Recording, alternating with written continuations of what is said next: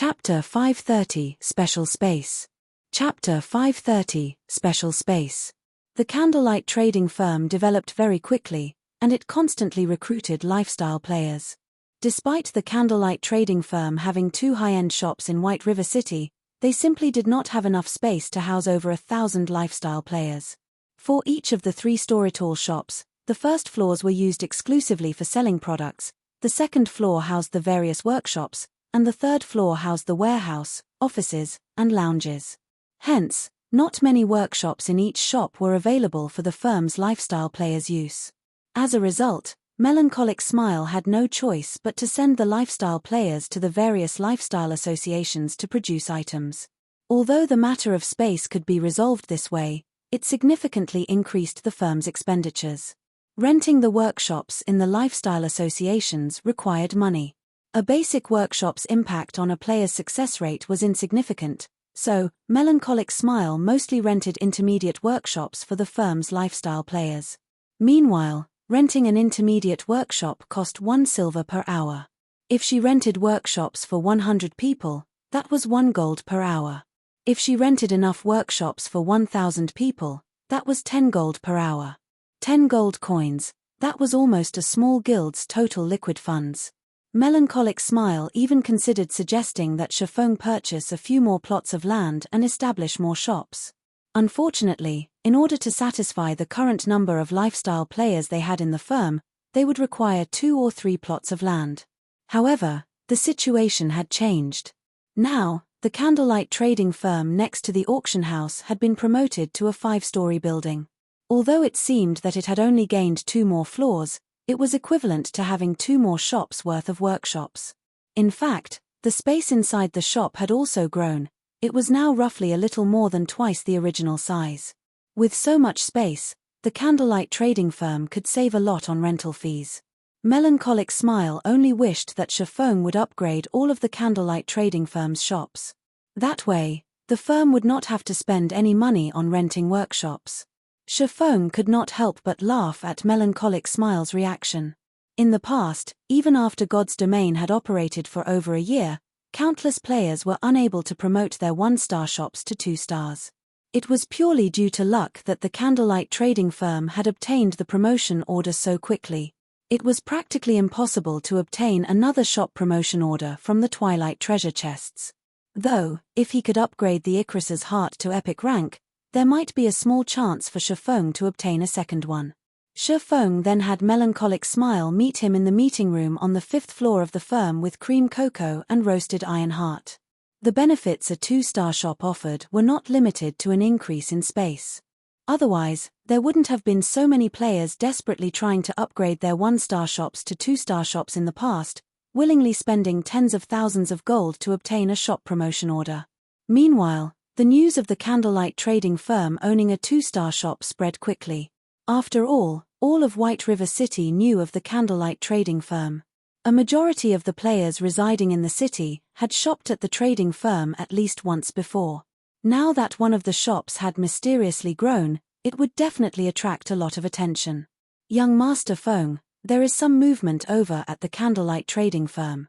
They have actually managed to establish a 5-story shop. When I went over to investigate, I found that the first floor has doubled in size. The number of items they can put on display has also significantly increased, a player specifically tasked to investigate the candlelight trading firm reported. 5 stories? Larger than before. Feng Shenyang could not help but sneer. The candlelight trading firm is certainly ambitious. While producing lightstones, they also expanded their shop to prepare for the new sales. What a pity. Truly a pity. So what if they have a larger space? Now that I have stolen the 3 of the advanced forging apprentices capable of producing the lightstones, that shop will only have empty shelves to show off. He still felt the sting from the large amount of money he had spent to poach those 3 advanced forging apprentices. However, the thought of how the candlelight trading firm could no longer produce the lightstones soothed the pain in his heart. Right. How are we developing in Maple City? Feng Shenyang asked the somewhat chubby man beside him. I heard that the candlelight trading firm has set up a shop close to the overwhelming trading firm. This should have significantly impacted the overwhelming trading firm's business. Young Master Feng, please rest assured. Although the candlelight trading firm is impressive, Maple City is our home ground. Moreover, Miss Yulan has succeeded in inviting that great personage to help us. The magic damage potions they have produced have single-handedly driven the overwhelming trading firm's business. Candlelight has no chance against us. It won't be long before the overwhelming trading firm stabilizes its status as Maple City's #1 trading firm. Also, when that great personage's alchemy proficiency advances or when we obtain an item that increases success rate, he will be able to produce that item. At that time, not even the candlelight trading firm in White River City will be a challenge, the chubby man said, giggling. Good. It's as expected of the woman who the higher-ups favor. As long as the overwhelming trading firm conquers White River City, my status will rise along the tides. At that time, my succession of the household will be set in stone. Feng Xuanyang's eyes suddenly glowed. He truly never expected that Yulan would successfully recruit that great personage from Underworld. That great personage was only a lifestyle player. However, by relying on his superb talents, he had profited Underworld in many virtual reality games, and gradually throughout the years, he had become a force to be reckoned with in the organization. Even Underworld's upper managers tread carefully when around him. Although Feng Shenyang had thought of trying to invite that great personage before, he simply did not qualify to do so. Meanwhile, the fact that Yulan had recruited that great personage's help showed just how capable she was. It seems that I'll have to rope that woman in the future. Feng Shenyang licked his lips as he pondered. Although he had only been interested in gentle snow in the past, Yulan's temperament, figure, and appearance were not one bit inferior to gentle snow's. In certain aspects, Yulan was even superior to the snow goddess. If he could make Yulan his woman, it would benefit him greatly in the future.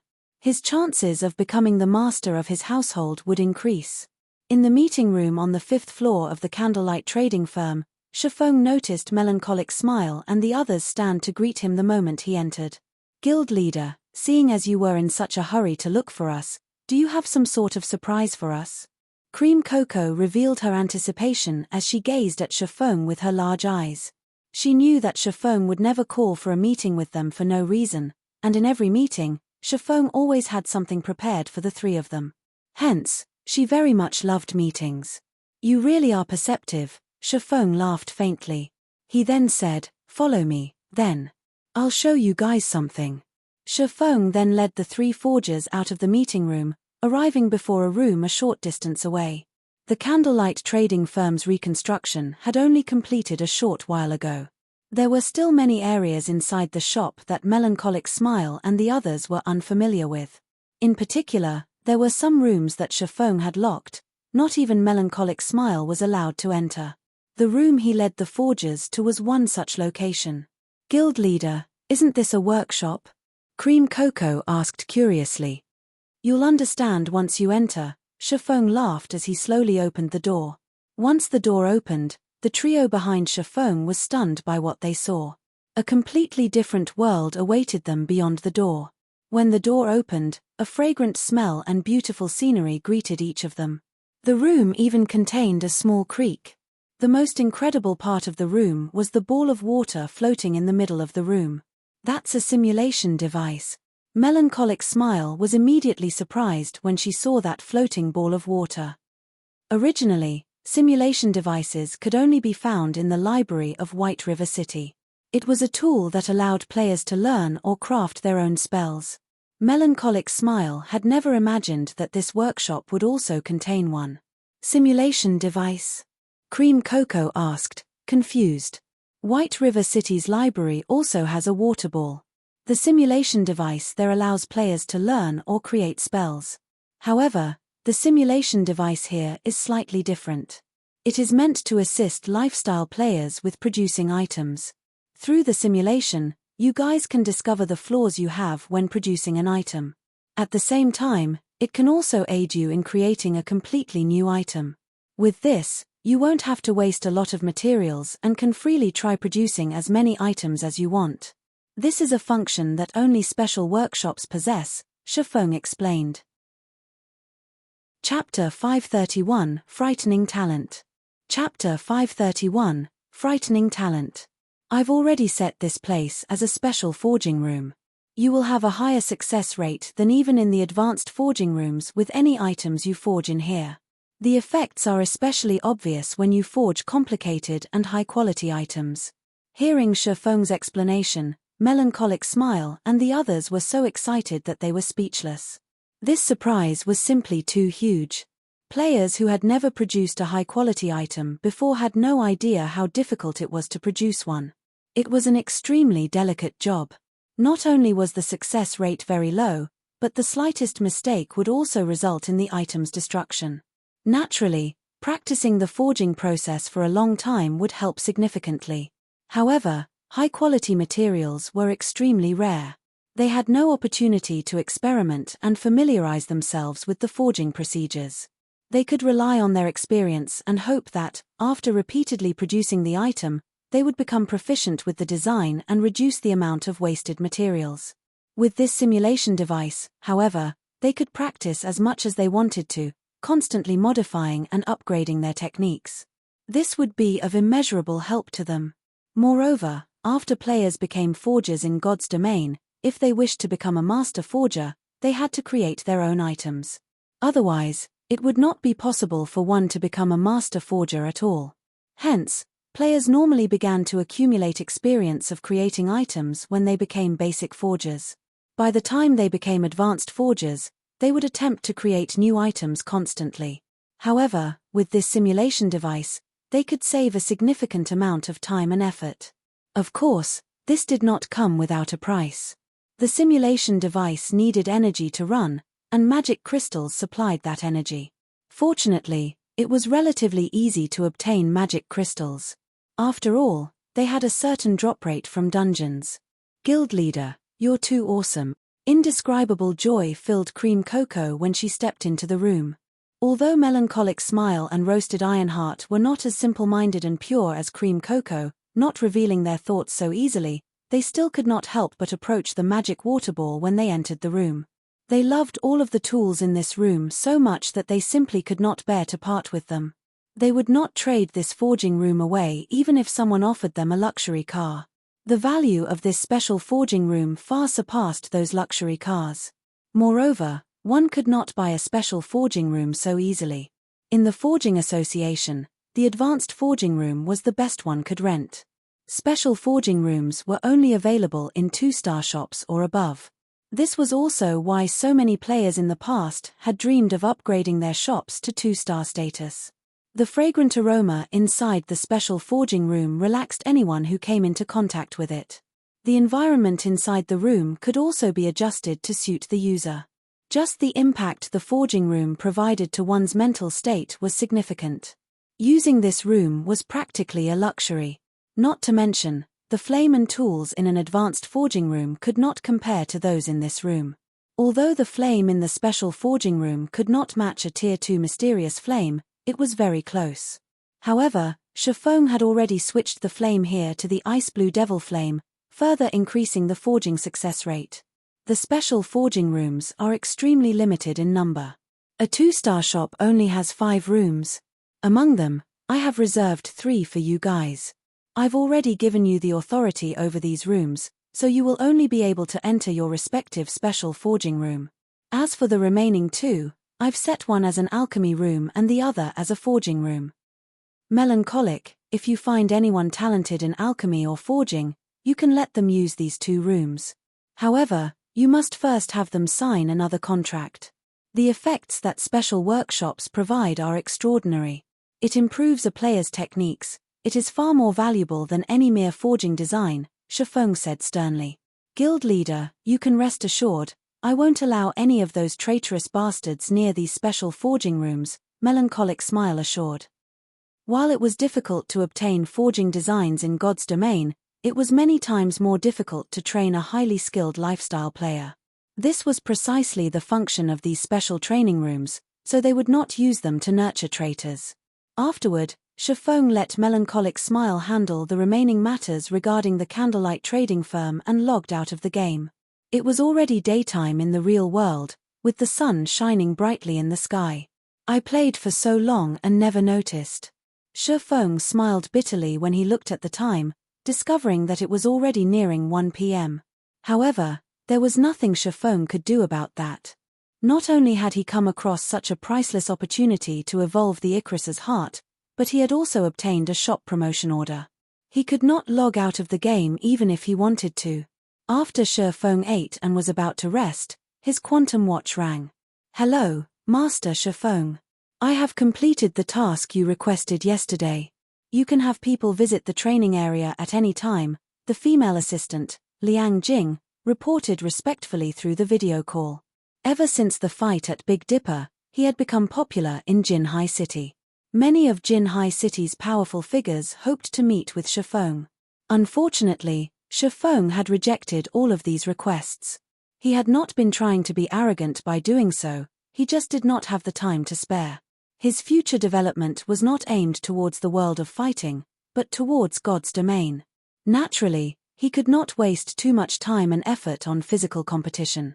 Besides, these interpersonal relationships mattered little to Shi Feng. If not for his victory over a top-tier master like Lei Bao, these people would not attempt to befriend him. If he had not defeated Lei Bao, these people would not even care if he existed. In other words, a person's strength was the key to success. As long as he continued to grow stronger, many more high-profile figures would seek his company. Hence, Shi Feng had instructed Liang Jing to handle these affairs for him, and he had to admit that this female assistant was quite capable. Not only had she managed to dismiss all those who wanted to meet him, but she had also done it in a way that satisfied everyone. However, all these were only small matters. What truly amazed Shi Feng was her integration of Big Dipper's inner training area and the training system's improvement. Even Shi Feng admired Liang Jing's capabilities. She had actually accomplished all of this in such a short time. No wonder Chairman Xiao had her as his head assistant. Shi Feng read through the information Liang Jing had sent, shocked by what he saw. This was the first time Shi Feng had seen such management abilities. She was leaps and bounds above a manager like Blackie. Management talent. Shi Feng suddenly thought of another matter. The guild's daily affairs have hampered Aqua's progress of her combat techniques lately. Moreover, I will also need someone to help integrate the candlelight trading firm and Zero Wing. Melancholic Smile has been busy dealing with this so far, not giving her much time to improve her own forging techniques either. At this rate, the two of them will soon be buried in management work. What if I have Liang Jing handle these affairs? Shi Feng pondered as he gazed at Liang Jing's image on the screen. If he had someone who could liberate Aqua Rose and Melancholic Smile from their management duties, allowing them to display their original talent fully, it would benefit both Zero Wing and the candlelight trading firm's development. Liang Jing was a very good option for this position. However, Liang Jing was Xiao Yu's subordinate. Meanwhile, both Zero Wing and the candlelight trading firm possessed many secrets. It was an extreme risk to hand their management over to an outsider. There was also the fact that Shi Feng had little to no knowledge of this female assistant. While Shi Feng focused on Liang Jing, the latter also noticed Shi Feng's odd gaze, and she could not help her discomfort. He couldn't be. Chapter 532, The Most Powerful Newbie. Chapter 532, The Most Powerful Newbie. Shi Feng's current status in society was worlds apart from what it had been. Although he did not exude any sort of aura, from Liang Jing's point of view, this silence weighed down on her. Previously, she had belittled Shi Feng. Although she had not said anything, she had struggled to accept Xiao Yu's instruction to escort a youthful little brat like Shi Feng to the assembly hall. Hence, she had purposefully treated Shi Feng with a little disrespect. Now, however, Liang Jing regretted her actions. She really shouldn't have treated Shi Feng impertinently back then. After all, someone who could earn Chairman Xiao's respect wouldn't be an ordinary character, even if it were only a young man in his early 20s. He can't be thinking of replacing me, right? Liang Jing worried. There were countless people out there who dreamed of becoming the assistant to a character like Shi Feng. In the VIP room that day, many of Jinhai City's influential figures had hoped to send Shi Feng assistants, taking the chance to deepen their relationship with the popular young man. Meanwhile, She had only received this job due to her advantage of being Xiao Yu's most valued assistant. If Shifeng dismissed her, only tragedy would await her. She had seen countless wealthy and well-stated princelings who were immeasurably arrogant. These people got rid of anything or anyone that irked them. Meanwhile, a successful young man such as Shifeng, whose status in society was far superior to even Xiao Yu's, was even more likely to behave in such a way. Watching Shifeng's solemn gaze, Liang Jing's heartbeat accelerated. Am I going to be fired, just like that? Liang Jing inwardly despaired. Suddenly, Shifeng spoke, Miss Liang Jing, thank you for your trouble. I'll leave to inspect the training grounds you've arranged in a moment. Although Shifeng might appear to gaze at Liang Jing solemnly, in reality, he was simply pondering how he should go about making Liang Jing one of his people, liberating both Aqua Rose and Melancholic Smile's potentials. He had not paid any attention to Liang Jing herself. However, after considering the matter for some time, he had not come up with a proper solution. Hence, he could only set the matter aside for now. After all, Liang Jing was someone Xiao Yu had sent. If Liang Jing became the manager of Zero Wing and the Candlelight Trading Firm, she would wield the core secrets of both organizations. Hence, Shifeng needed to be careful with his decision. Although Liang Jing's management capabilities were extraordinary, he first needed to familiarize himself with her personality. He had time to make the decision after he got to know her a bit. Ah! Liang Jing was surprised. Inadvertently, she breathed a sigh of relief. She had fully expected Shifeng to dismiss her when he opened his mouth to speak.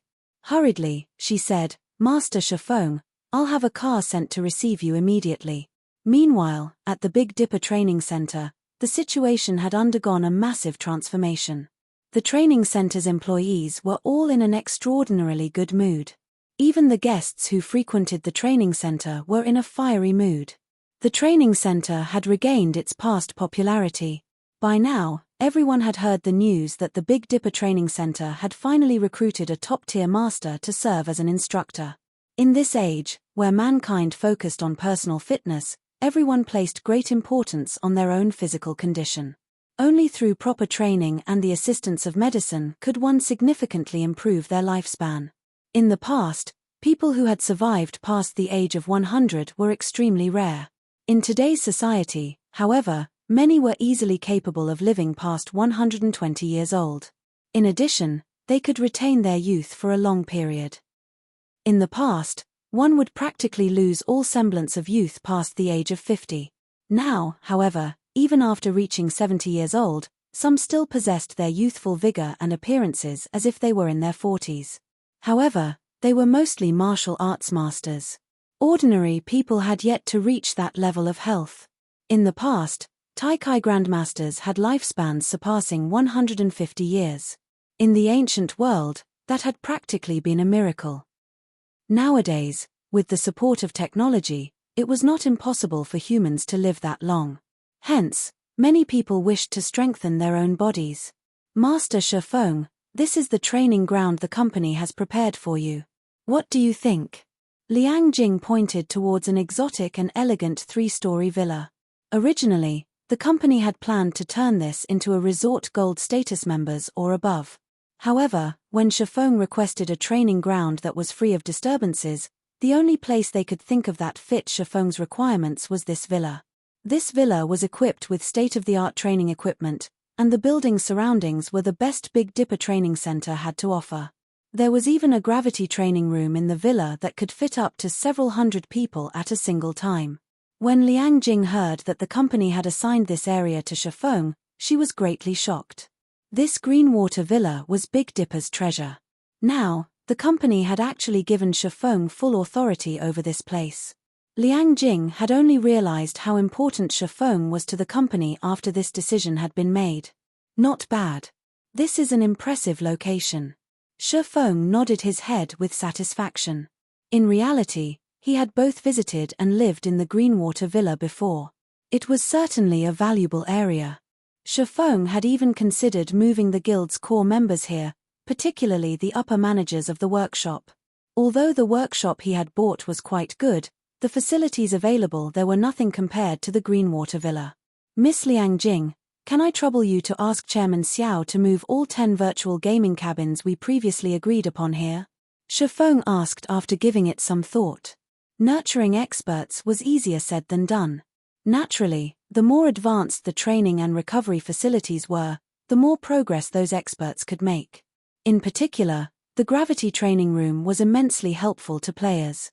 Hence, Shifeng planned to move a portion of Zero Wing's core members to the Greenwater Villa. He also intended to move here. By doing so, he could give pointers to others at any time. He could also scour for talents at the Big Dipper Training Center.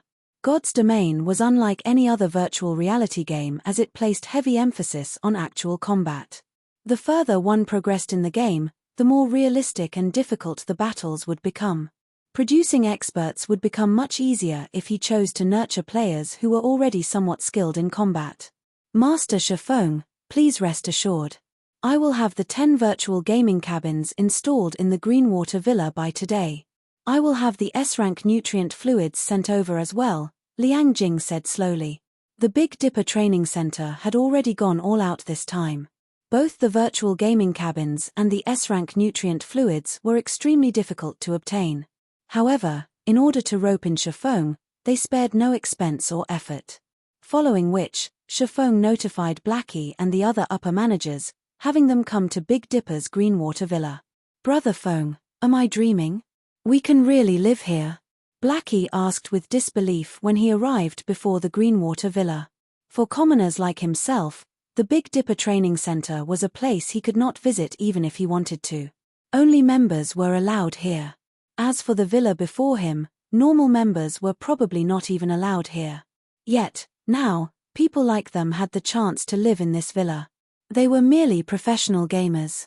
To a massive existence like the Big Dipper Training Center, they were negligible. Even Fire Dance, Violet Cloud, and the 5 demon generals standing beside Blackie were stunned into silence. They were just commoners in real life. They did not dare consider entering such a high-class location. Even the Zero Wing workshop Shifeng had established had surprised them. They had never known that a gaming workshop could be so luxurious. Now, they were even more surprised. They were actually going to live in such a high-class villa. Everyone had yet to learn about Shifeng being a martial arts master, much less about the fight that made him famous overnight. Big brother Shifeng, I heard that the daily rental here is very expensive, Violet Cloud worriedly commented. That's right. Normally, each person has to pay several thousand credits per day to stay here. However, from today onwards, this will be Zero Wing's training base. Shifeng nodded. It is not as easy to mingle in God's domain as you think it is.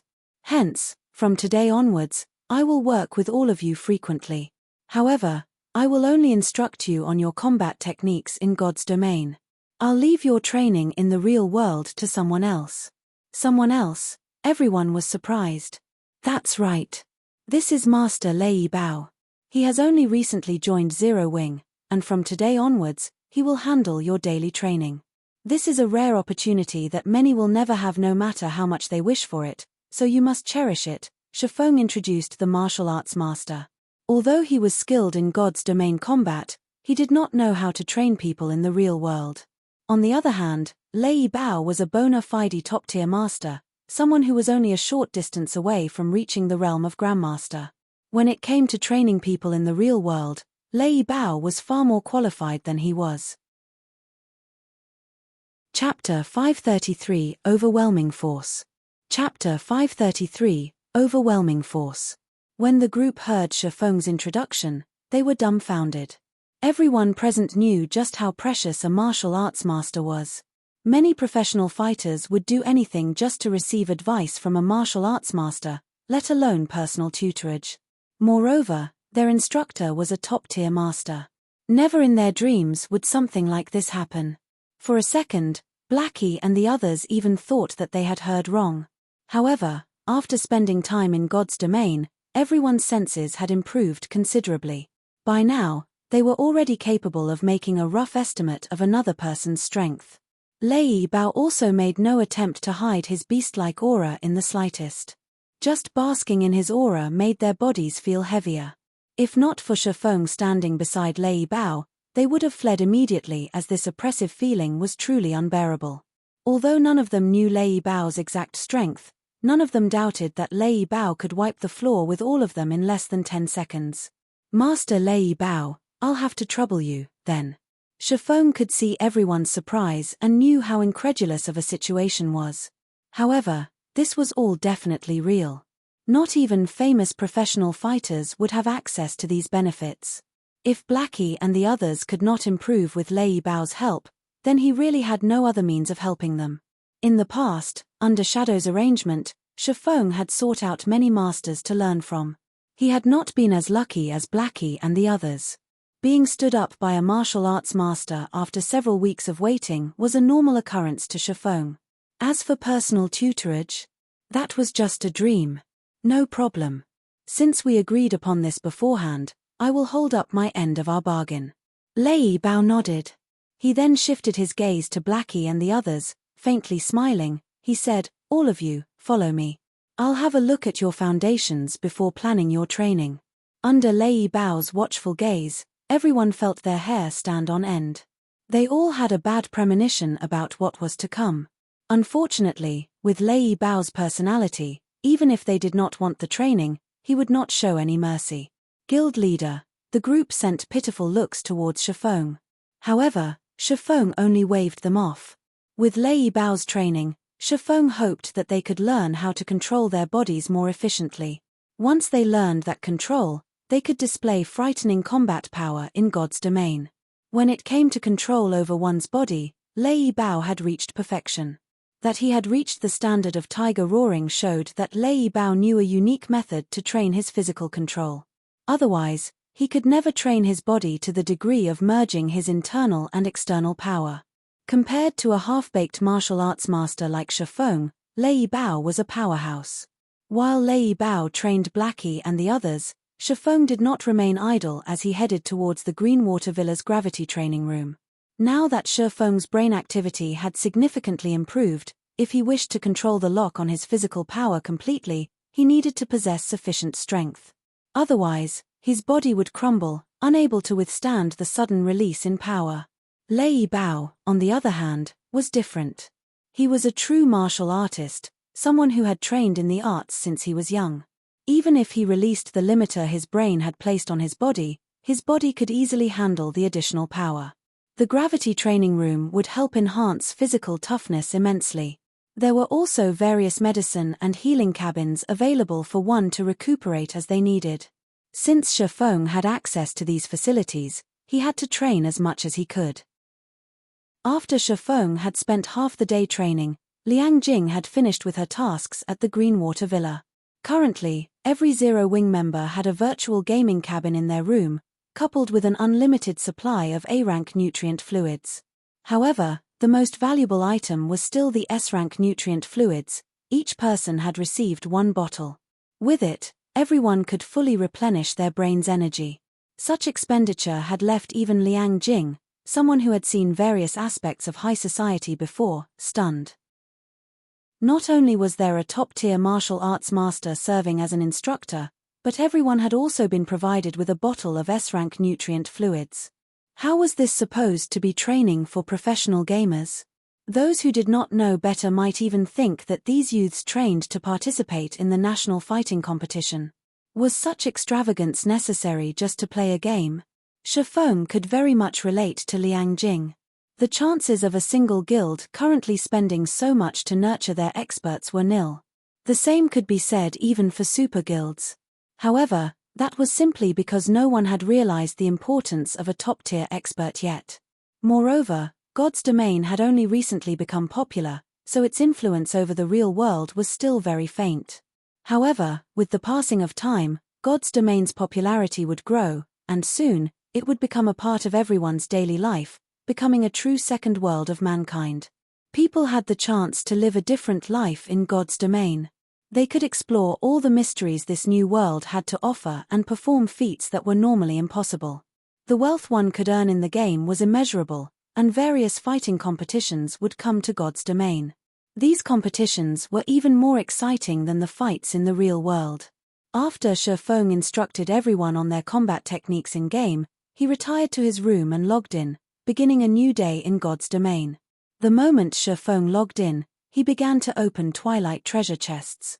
Without hesitation, he activated divine providence and sacrificed 100 life force points. Inside the quiet forging room, the 12 twilight treasure chests on the floor released a dazzling aurora that filled the room. It can't be, right? It's possible to obtain this, too? Shifeng looked at the golden book in his hand. Shifeng was already relatively happy about being able to obtain several more pieces of Tier 1 set equipment from the 12 treasure chests. However, upon seeing this glowing golden book, his joy became utter shock. The Book of Gold. This was the best possible item a lifestyle guild could obtain from the Twilight treasure chest. This book was not any ordinary item. It was a consumable item that would vanish after use. To an individual lifestyle player, this book's effects were not particularly significant. To a lifestyle guild, however, it surpassed even that of an epic item. Book of Gold, consumable. Permanently increases the proficiency of a single player's lifestyle skill by 1 rank to a maximum of master rank. Can also be used to increase the proficiency of 100 players' lifestyle skills by 1 rank to a maximum of advanced forger, for 2 days. With this item, I can temporarily promote those advanced forging apprentices to basic forgers and promote Cream Cocoa and the others to intermediate forgers, significantly increasing their production speed and success rate. Shifeng could already imagine just how frightening the candlelight trading firm would become with a sudden influx of so many basic forgers. Although there was only a gap of 1 rank between a basic forger and an advanced forging apprentice, it was a massive gap. Using the light stones as an example, while advanced forging apprentices only had a success rate of 20% to 30%, basic forgers had a success rate of 60% or higher. Not to mention, many items required one to be at least a basic forger to craft them. Until now, there were only 3 basic forgers in all of White River City, Melancholic Smile and the other 2. Other cities might not even have 1 basic forger, let alone 3. If the candlelight trading firm had 100 forgers, its impact on the market would be astronomical. Most likely, even if one added together all the forgers throughout Starmoon Kingdom right now, that number would not even reach half of the candlelight trading firms. Melancholic, contact all trustworthy advanced forging apprentices immediately and have them gather in the 5th floor meeting room. Shifeng did not wish to leave the Book of Gold unused. Chapter 534, Fire Dragon Potion. Chapter 534, Fire Dragon Potion. Maple City, overwhelming trading firm. Master aspiration, may I know if you are satisfied with the overwhelming trading firm's advanced alchemy room? Yulan asked softly as she watched the white-haired old man standing beside the workbench. Currently, this old man held a purple glass bottle and gently swirled it around. Yulan was extra careful when dealing with this old man, Master Silent Aspiration, treating him with more respect than even Feng Shenyang. Although this white-haired old man was already past 70 years old, even Underworld's upper management had to show this man great respect, much less a young woman like herself. Before Yulan had even been born, this old man had explored virtual reality games for many years. And throughout all these years, he had focused fully on the art of alchemy. In this day and age, nobody in the virtual gaming world's alchemy industry did not know the name Silent Aspiration. Old man Silent Aspiration was already a basic alchemist. Meanwhile, if Shifeng could see the potion this old man was concocting right now, he would find it both shocking and familiar. The potion in the glass bottle was a fire resistance potion. However, it was not just any fire resistance potion. It was a modified variation. In the past, this potion had been known as the Fire Dragon Potion, and it had been extremely famous throughout God's domain. Not only did it provide more fire resistance than a basic fire resistance potion, but its duration was also much longer. Most importantly, the Fire Dragon Potion increased a player's strength by 10 points during its duration. The Fire Dragon Potion's effects could also stack to a maximum of 50 strength and 100 fire resistance. To an ordinary player, 50 strength was a significant increase, not to mention experts. Not bad. I never expected that you, little girl, could actually obtain such a good bottle. This has finally allowed me to complete my newly developed potion. Silent Aspiration smiled at the red liquid inside the purple bottle. Satisfied, he said, sure enough, it is as I surmised. Not only will the fire resistance stack, but the strength bonus will also stack. Seeing as the basic version of the potion already possesses such wonderful effects, let's call this the Fire Dragon Potion. Little girl, consider yourself lucky. Master Aspiration, you truly are amazing. You are actually capable of producing such a powerful potion. May I know the success rate for this Fire Dragon Potion? Yolan's eyes lit up with joy when she saw the Fire Dragon Potion's effects. In order to convince Master Silent Aspiration to come to Maple City and help Overwhelming Smile, she had to go through much difficulty to obtain this set of mysterious iron alchemy equipment. However, compared to the value of this Fire Dragon Potion, a set of mysterious iron alchemy equipment was nothing considerable. Relax. If this old man crafts the potions personally, my success rate is 50%, and though the success rate of other alchemists might be below 30%, the materials I've used to concoct this potion are all common. It won't do much harm to waste some, Silent Aspiration laughed. To develop the Fire Dragon Potion, he had invested a lot of time. Otherwise, he would have long since become an intermediate alchemist by now. Many thanks for Master Aspiration's help. Now that we have the Fire Dragon Potion, as long as we nurture a large number of alchemists, the candlelight trading firm will no longer be a problem, Yulan said confidently. As the creator of the Fire Dragon Potion, Silent Aspiration could distribute its recipe to as many people as he wanted. It would be extremely easy for the Overwhelming Trading Firm to develop a small army of alchemists. Moreover, the Overwhelming Trading Firm would have exclusive rights to sell the Fire Dragon Potion. It was far more precious than any rare forging design or recipe. It was impossible for anyone outside the trading firm to produce it. With this potion, who could possibly challenge the Overwhelming Trading Firm? I've already produced what you requested. Little girl, if you wish to keep me here, you need to remember the secret silver equipment you promised me, Silent Aspiration reminded her. To this old man, nothing was more valuable than refining his alchemy. In particular, the alchemy in God's domain was unbelievable. If possible, he would have immersed himself in research every day. Unfortunately, his equipment was not good enough. Otherwise, he would not have bothered helping Yulan. Master Aspiration, please rest assured. I have already found some clues leading to the set. I believe that it won't be long before we obtain a set of secret silver alchemy equipment for you, Yulan guaranteed. In the meantime, however, I will have to trouble Master Aspiration to produce a few more Fire Dragon Potion recipes. That way, I can earn the money required to buy the alchemy equipment quickly. This is a simple task, Silent Aspiration laughed. As time passed by, the various guilds throughout God's domain no longer competed over dungeons. Instead, they had shifted their focus to competing in trade. This competition only grew fiercer as more time passed. This shift had occurred because everyone had seen just how profitable the candlelight trading firm was. After just 2 short days, many guilds had opened their own shops. Even Ouroboros had opened a shop in Star Moon City, though the shop was nowhere near the central district. However, Gentle Snow had not had much choice. She had seen just how much money the candlelight trading firm raked in every day. By the time Ouroboros collected enough reputation points and coins to purchase a golden land, the candlelight trading firm would have monopolized Star Moon City's trade. So, she made the decision to set up a shop in the city's outer district first. At the very least, the guild could gain a small income of coins this way. Meanwhile, Overwhelming Smile was even more amazing. Not only had the guild set up a shop in Maple City, but it had also opened another shop in White River City, challenging the candlelight trading firm. Young Master Feng, everything has been prepared. At noon, we should have a sufficient stockpile of the Fire Dragon Potion. At that time, our men will announce the sales of the potion throughout White River City. Even if the Overwhelming Trading Firm is not situated in the golden areas, everyone will still swarm the shop.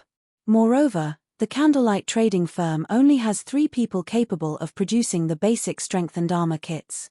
When the time comes, it will fall to the Overwhelming Trading Firm. Excellent. Yulan, You've done splendidly this time. You were actually able to obtain something as valuable as the Fire Dragon Potion. With this potion, the overwhelming trading firm will lure a large number of players. We'll reduce the prices for the other products as well. I want to see just how the candlelight trading firm plans to compete. Feng Xianyang said gleefully. Underworld had money and manpower. They could easily obtain a large stock of materials. In addition to Silent Aspiration's unlimited supply of Fire Dragon Potion recipes, each additional basic alchemist they nurtured would be one more capable of producing the Fire Dragon Potion. Currently, the overwhelming trading firm already possessed 6 basic alchemists. As more time passed, that number would only increase. On the other hand, the candlelight trading firm had no way to increase the number of forgers who could craft basic strengthening armor kits, no matter how many basic forgers they hired. Meanwhile, Candlelight's unsatisfied customers would naturally run to the overwhelming trading firm. After all, many level 25 dungeons required players to have fire resistance. One could say that the Fire Dragon Potion was more valuable to players than the basic strengthened armor kits. Moreover, every player only possessed limited funds. As the Fire Dragon Potion was cheaper than the basic strengthened armor kits, when comparing the benefits one could gain from the two, players would prioritize the Fire Dragon Potion. While Feng Xianyang fantasized about monopolizing White River City's trade with the overwhelming trading firm, Shifeng's work was in full swing.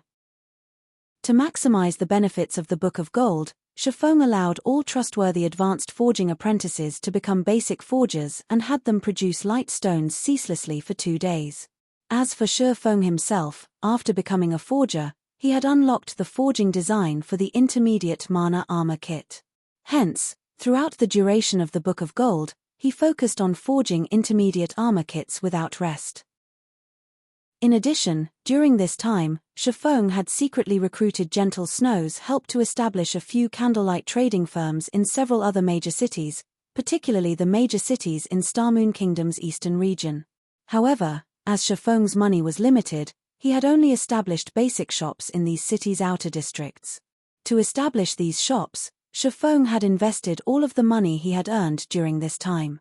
He even spent the money the guild had earned through guild quests. Guild leader, we have met our intended goal. We can begin operations at any time, Melancholic Smile reported. Although she was somewhat tired, excitement filled her eyes. Chapter 535 Difference in Background. Chapter 535 Difference in Background. Begin selling them in the shops, then. Shifeng nodded. During the past 2 days, Shifeng had nearly 100 basic forgers produce lightstones constantly. Their stock of lightstones was enough to supply multiple cities. In addition, the proficiency gained during this period had allowed many advanced forging apprentices to earn the promotion to basic forgers. With this, they could meet the public's demand even after their current stockpile ran out. Guild leader, how much should we sell them for? Melancholic Smile asked. Previously, she had focused on her work fully, giving no thought as to how much they should sell the lightstones for. The materials used to produce the lightstones were very common. A 20-piece stack of lightstones cost less than 3 silver to craft. Factoring in a basic forger's success rate, which was just slightly above 50%, the total cost would be around 6 silver per stack. Simple. Sell each piece for 1 silver and each stack for 19 silver, Shifeng stated directly. Unlike the basic strengthened armor kits, which were considered luxury items to most ordinary players, lightstones were commonly used items. So, its price was also very low. In the past, the starting price for lightstones had also been roughly 1 silver per piece. Any higher and players would begin to feel cheated. However, as the number of players who could produce the item increased, the lightstone's price would eventually fall to 50 copper per piece and 10 silver per stack. What about the intermediate mana armor kits? Melancholic Smile asked.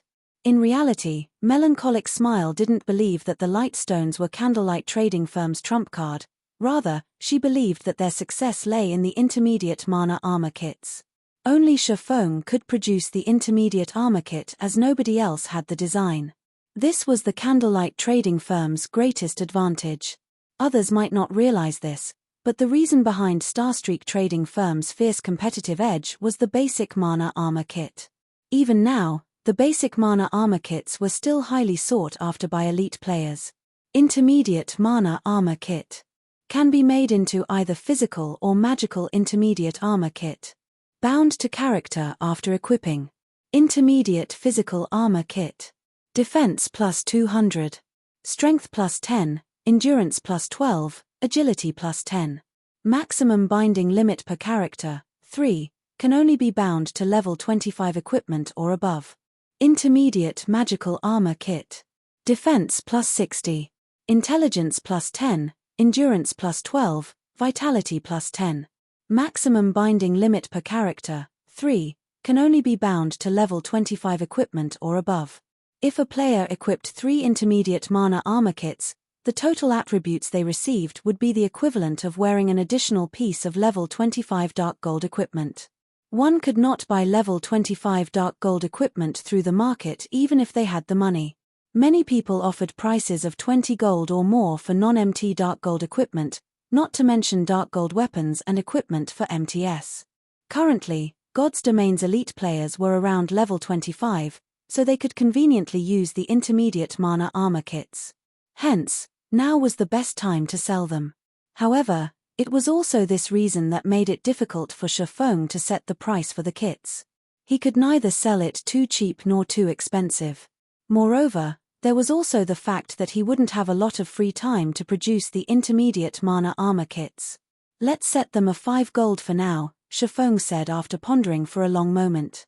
Although the various guilds currently busied themselves with commerce and had already spent a significant sum of money, they should still possess a small amount of gold. To claim the first clears of large-scale team dungeons, they would have no qualms about spending several hundred gold to equip a team fully with intermediate mana armor kits. Following which, Melancholic Smile began to prepare. Meanwhile, the overwhelming trading firm had also begun selling the Fire Dragon potions. This Fire Dragon potion is awesome, it can stack attributes and fire resistance. With this potion, raiding level 25 team dungeons will be a breeze.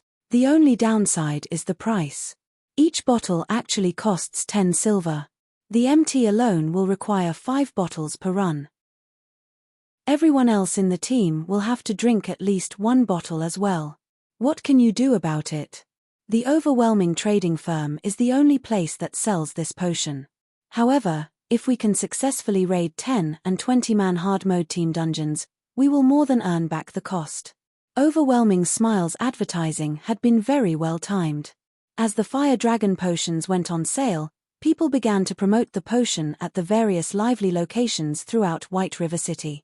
As a result, many teams, who had struggled with the level 25 dungeons that required high fire resistance, grew interested, and they had promptly run towards the overwhelming trading firm to purchase the Fire Dragon potion. Shortly after the Fire Dragon promotion went up for sale, some of the players visiting the Candlelight Trading Firm to purchase daily necessities discovered that something had changed. There were several new counters in the hall on the first floor. Initially, due to the recent increase to Candlelight space, the first floor had felt relatively empty. Now, however, it was just right. What is this? Curious players quickly flocked around the new counters. Hello, sir, this is our Candlelight Trading Firm's newest product, the Lightstone. With this item, you won't have to worry about not being able to grind at night, the NPC Beauty slowly explained. To ordinary players, nothing was more of a headache than grinding at night. At night, not only was monsters' vision unaffected, but there was also a certain increase to monsters' combat power. On the other hand, players' vision was considerably limited during nighttime, significantly affecting their combat power. However, this was still not the biggest problem. At night, because of the vision problem, it was much easier for monsters to ambush parties. Hence, ordinary players were normally afraid of grinding monsters in the dark. Meanwhile, the Lightstone just happened to brightly illuminate a large area, allowing players to see as if it were daylight. With this item, not only would monsters' strength remain unchanged, but it was also easier for players to avoid ambushes. Since players would be able to see as normal, they could also fight with their usual combat power, so grinding monsters would be as easy as it was during the day. Crap, There's actually such a good item available. How much is it? A player asked. As this is a new product, we are selling each light stone at the low price of 1 silver coin. You can also buy a stack of 20 at a discounted price of 19 silver coins. The NPC beauty smiled brightly as she spoke. It's so cheap. I want 1 stack. Wait, I want 2 stacks. Suddenly, the players inside the hall began to purchase light stones madly. Although ordinary players did not make a lot of money, they normally formed parties when grinding in the fields. If they split the cost of 19 silver between each party member, they could easily afford the light stones. Moreover, each stack of light stones could last a party up to 2 nights. As long as one casually tallied up the accounts, the majority of the independent players would not miss out on this opportunity. An ordinary party could definitely earn more than 19 silver coins from 2 nights of grinding, not to mention an elite party. Very quickly, news of the light stones spread. Players who received the news immediately disregarded whatever they were currently doing and hurried to the candlelight trading firm. For a time, the light stones became far more popular than the fire dragon potion. What? You're saying that the candlelight trading firm is selling light stones in large quantities? Feng Shenyang was baffled when he heard this latest report from his subordinate. How is that possible? We even have to limit the number of fire dragon potions we sell each day. How could they possibly afford to sell light stones in large quantities? Where are they finding so many people to produce them? He had spent more than 50 million credits just to poach the 3 people capable of producing the light stones from the candlelight trading firm, yet, now, the trading firm was still able to offer so many light stones. How could he possibly believe such a ludicrous report? Wasn't that item extremely rare and precious? How could there be so many light stones suddenly popping up? Even if the 3 forgers of candlelight focused on producing light stones without rest, it would not be possible to produce so many. Young Master Feng, this information has been verified. It is real. Based on our initial estimates, more than 1,500 stacks of light stones have already sold. Even so, the candlelight trading firm continues to sell them without limit. Now, many of the overwhelming trading firm's customers have already run to the candlelight trading firm to shop. Shit. They scammed me of more than 50 million credit. They will pay for this. At this moment, Feng Shenyang finally came to a realization. The previous 3 advanced forging apprentices had been a trap set by the candlelight trading firm. He had lost over 50 million credits, just like that. Moreover, it had all been his own money. Instruct someone purchase light stones immediately. Buy as many as you can. I don't believe that they have an unlimited supply. Feng Shenyang commanded furiously. Chapter 536 Unshakable. Chapter 536 Unshakable. Under Feng Shenyang's command, Yulan, who was currently in Maple City, gave a new command. Reduce their prices further. Miss Yulan, we won't earn much money if we reduce our prices any more than this, a female assistant cautioned. I don't want this, either. Yulan shook her head helplessly. The candlelight trading firm's new move is simply too effective. It actually obtained such a valuable product. Both ordinary players and elites require this light stone. Although our fire dragon potions are also very useful, only elite teams and various guilds can afford to buy them. Meanwhile, our stock of fire dragon potions is very limited. As a competitive edge, it stands no chance against the light stone at all. If they wanted to lure players to the overwhelming trading firm, their only option was to do so with their common products. Right, from this moment onwards, halt all sales of the fire dragon potion in White River City, Yulan said after giving it some more thought. Their supply of fire dragon potions had already been insufficient to meet the demands of Maple City. Now that they had opened a shop in White River City as well, their stock had stretched even thinner, further reducing the overwhelming trading firm's competitive edge. Moreover, there was a city tax imposed for selling the fire dragon potions in White River City. This was also a considerable expenditure. So, now, their best option was to maintain the overwhelming trading firm's competition in Maple City above all else. Understood, the female assistant then left the meeting room. Overwhelming trading firm's price reduction on its common goods had indeed attracted more ordinary players. Common items such as whetstones and advanced whetstones, various food and beverages, regeneration potions and mana recovery potions, basic scrolls, and more were must-have items when grinding in the fields. Now that the overwhelming trading firm offered a 40% discount on these items, many ordinary players ran to its shops to purchase these items. For a time, the weakened overwhelming trading firm in Maple City suddenly stood on equal footing with the Candlelight trading firm. The Candlelight trading firm had the basic strengthened armor kits and the light stones. The overwhelming trading firm possessed the fire dragon potion and discounts on common goods. This situation overjoyed Maple City's players. While the Candlelight trading firm did not possess too large of an advantage in Maple City, in other cities, however, it was an entirely different story. The trading firm was like the sun at high noon in these cities. Because of the light stones, a large number of players swarmed the Candlelight trading firm's shops. Most of these players might have initially arrived with the intention of only purchasing the light stones. However, upon seeing the wide array of products the trading firm offered, they fell prey to temptation and bought other items as well. Suddenly, the Candlelight trading firm's income exploded. Meanwhile, the trading firm's most exaggerated sources of income were still Starmoon City and White River City. As the Candlelight trading firm had set up its shops on these two cities' golden lands, it had instantly become an unshakable player-owned trading firm there. The traffic other player-owned trading firms enjoyed was nothing compared to what the Candlelight trading firm saw. Starmoon City and White River City were Starmoon Kingdom's first and second most populated cities, respectively. Naturally, the income they could offer was astonishing. In a short few hours, the Candlelight trading firm had earned over 1,000 gold. Guild leader, why don't we set up a few more shops in other cities? Melancholic smile suggested when she saw the trading firm's profits. This was only the income from 7 cities. If they set up a shop in every city throughout Starmoon Kingdom, there is no rush. Right now, we are relying on the light stones produced by almost 100 basic forgers to barely meet the demands of these 7 cities. If we expand any further, it will do more harm than good. We should focus on nurturing a large number of forgers and alchemists, Shifeng said with utter calm. As for the income of over 1,000 gold in just a few hours, Shifeng did not consider it odd in the least. However, players only purchased the light stones in large quantities at the moment due to their lack of the item.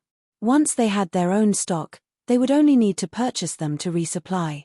Hence, the Candlelight trading firm's income would decrease gradually as more time went by.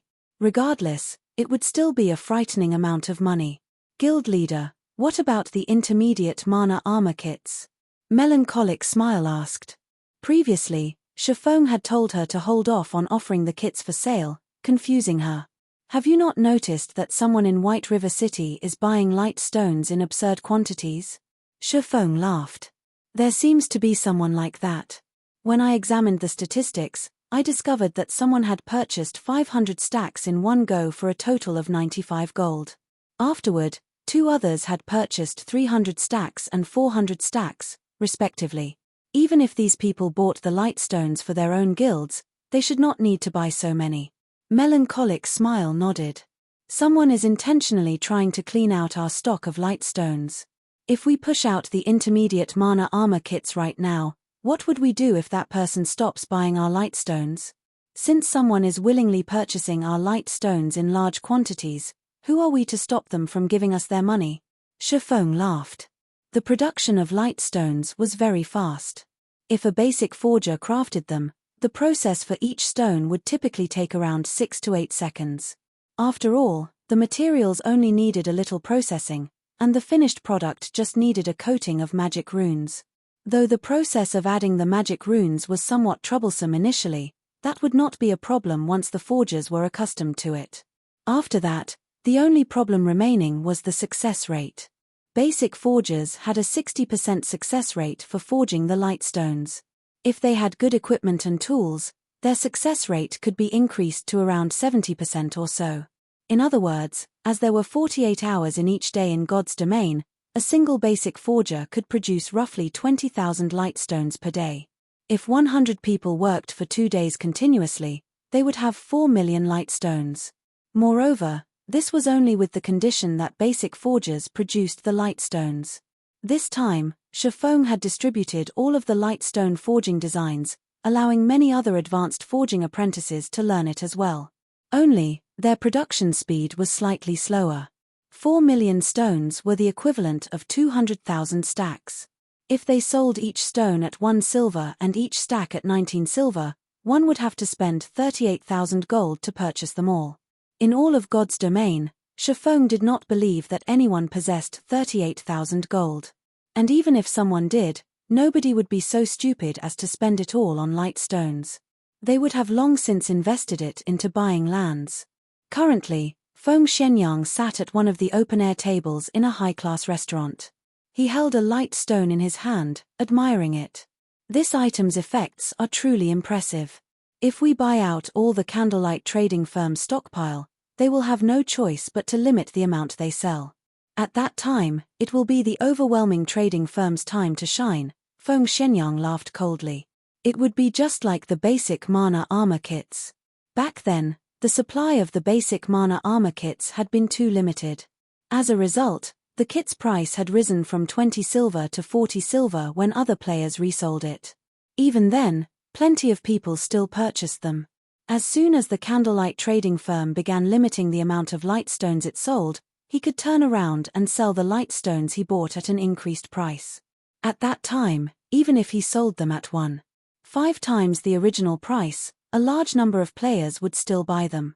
He would not have to fear a lack of customers. Young Master Feng, after using all the coins we bought with credits, as well as the coins earned through the overwhelming trading firm, we've purchased over 4,000 stacks of light stones. However, the candlelight trading firm shows no signs of limiting its sales, the slightly chubby middle-aged man reported worriedly, wiping the sweat from his forehead. What are you worried about? Now that we've purchased so many, they can't possibly have much left in their inventory. It won't be long before it is our time to shine, Feng Shenyang comforted the man, utter confidence filling each word. He had already asked the 3 advanced forging apprentices he had previously poached, so he knew that advanced forging apprentices had less than a 30% success rate for producing the light stones. Moreover, each stone required more than a dozen seconds to craft. Even if the candlelight trading firm had over a dozen people forging light stones constantly, it could not accumulate a large stock over a few days. After they had purchased so many stacks, even if the candlelight trading firm was not currently at its limit, it soon would be. Now, all he had to do was wait. Chapter 537 Legend Resurfaces. Chapter 537 Legend Resurfaces. Inside the candlelight trading firm's serene and quiet special forging room, after spending a long time planning for the trading firm's future, the sound of his communicator ringing suddenly entered Shifeng's ears. He sure is fast. Shifeng's lips curled up when he looked at the name of the caller. The person contacting him this time was none other than Everlasting War, the person who had invited him to participate in the Dark Arena before. Shifeng promptly removed the demon mask's disguise, returning to his appearance as Yi Feng. He then accepted the call and said, "Brother Everlasting, long time no see. It seems that your strength has risen significantly once again." He could not see Everlasting War's current level through the screen, but judging from the change in the other party's equipment, he could tell at a glance that Everlasting War had undergone quite an improvement.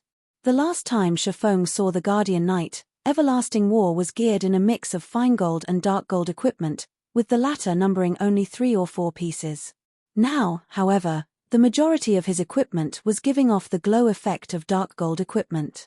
One could easily imagine how much his combat power had increased. Everything I am wearing right now came from the corporation. As long as Brother Yi Feng officially joins the battle team, the corporation will naturally give you their full support as well, Everlasting War laughed. He was delighted with the equipment he was wearing right now. Otherwise, he would not have purposefully revealed their special effects. In reality, his objective in showing off his equipment was to display to Shifeng the strength of the corporation sponsoring their battle team. Such strength was indeed not something the guilds that one could find in the game could compare with. Take level 25 dark gold equipment for example.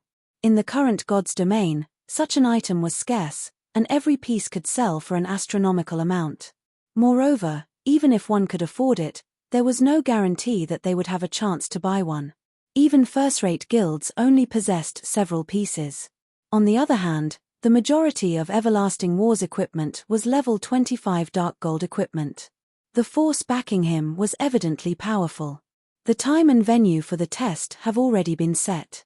It will be held 4 days from now in the Beast Empire's capital city, Beast City. At that time, you only need to come to the underground arena of Beast City. I will be waiting for you there, Everlasting War said, his expression suddenly turning serious. I hope that Brother Yi Feng treats this matter seriously. During these 4 days, try to improve your equipment's quality as much as possible. I've heard that the higher-ups of the corporation have also found quite a few experts to participate in the test this time around. Among them, a few even possess powerful backers themselves, and they are mostly apex experts of the virtual gaming world. The competition this time is sure to be very intense. However, as long as you manage to pass it, the treatment you will receive will surely exceed your imagination. Thank you for your reminder. I will make sure to arrive on time, Shifeng laughed, not bothering to add anything else. As for Everlasting War's advice for him to upgrade his equipment, Shifeng had previously thought about doing so before. However, how could epic equipment possibly be that easy to obtain? Epic equipment? Shifeng could not help but ponder. At this point, he had already used up all the excess life force points he had saved up in the Icarus's heart. If he wished to upgrade the necklace to epic rank, he would have to collect the full 5,000 life force points required. However, after using that many life force points to open Twilight treasure chests, he had also obtained quite a harvest. Currently, he had also completed the Tier 1 set equipment for Shield Warriors and Guardian Knights. There were even a few extra set pieces for a second set. He had also completed the Tier 1 set equipment for Assassins, Elementalists, and Clerics. As for Berserkers, Rangers, and Druids, he was still missing one set piece for each class. He also obtained 2 extra set pieces for Swordsmen. Other than these Tier 1 set equipment, he had also obtained plenty of level 30 fine gold and dark gold equipment. Overall, his harvest was quite bountiful. It's been some time since I last targeted Overwhelming Smiles members. If I go for them again right now, they should not be too on guard against me. Shifeng licked his lips. There weren't many Twilight treasure chests remaining. If he could upgrade the Icarus's heart to epic rank and obtain another shop promotion order, at that time, the Candlelight trading firm would truly become unstoppable. Saying so, Shifeng immediately went into action. After leaving the special forging room, he immediately headed towards the teleportation hall. Although it was somewhat inconvenient to take action during daytime, with his standards, he would have no problems ambushing a bunch of elite players. Just as Shifeng arrived at Maple City, Melancholic Smile called him.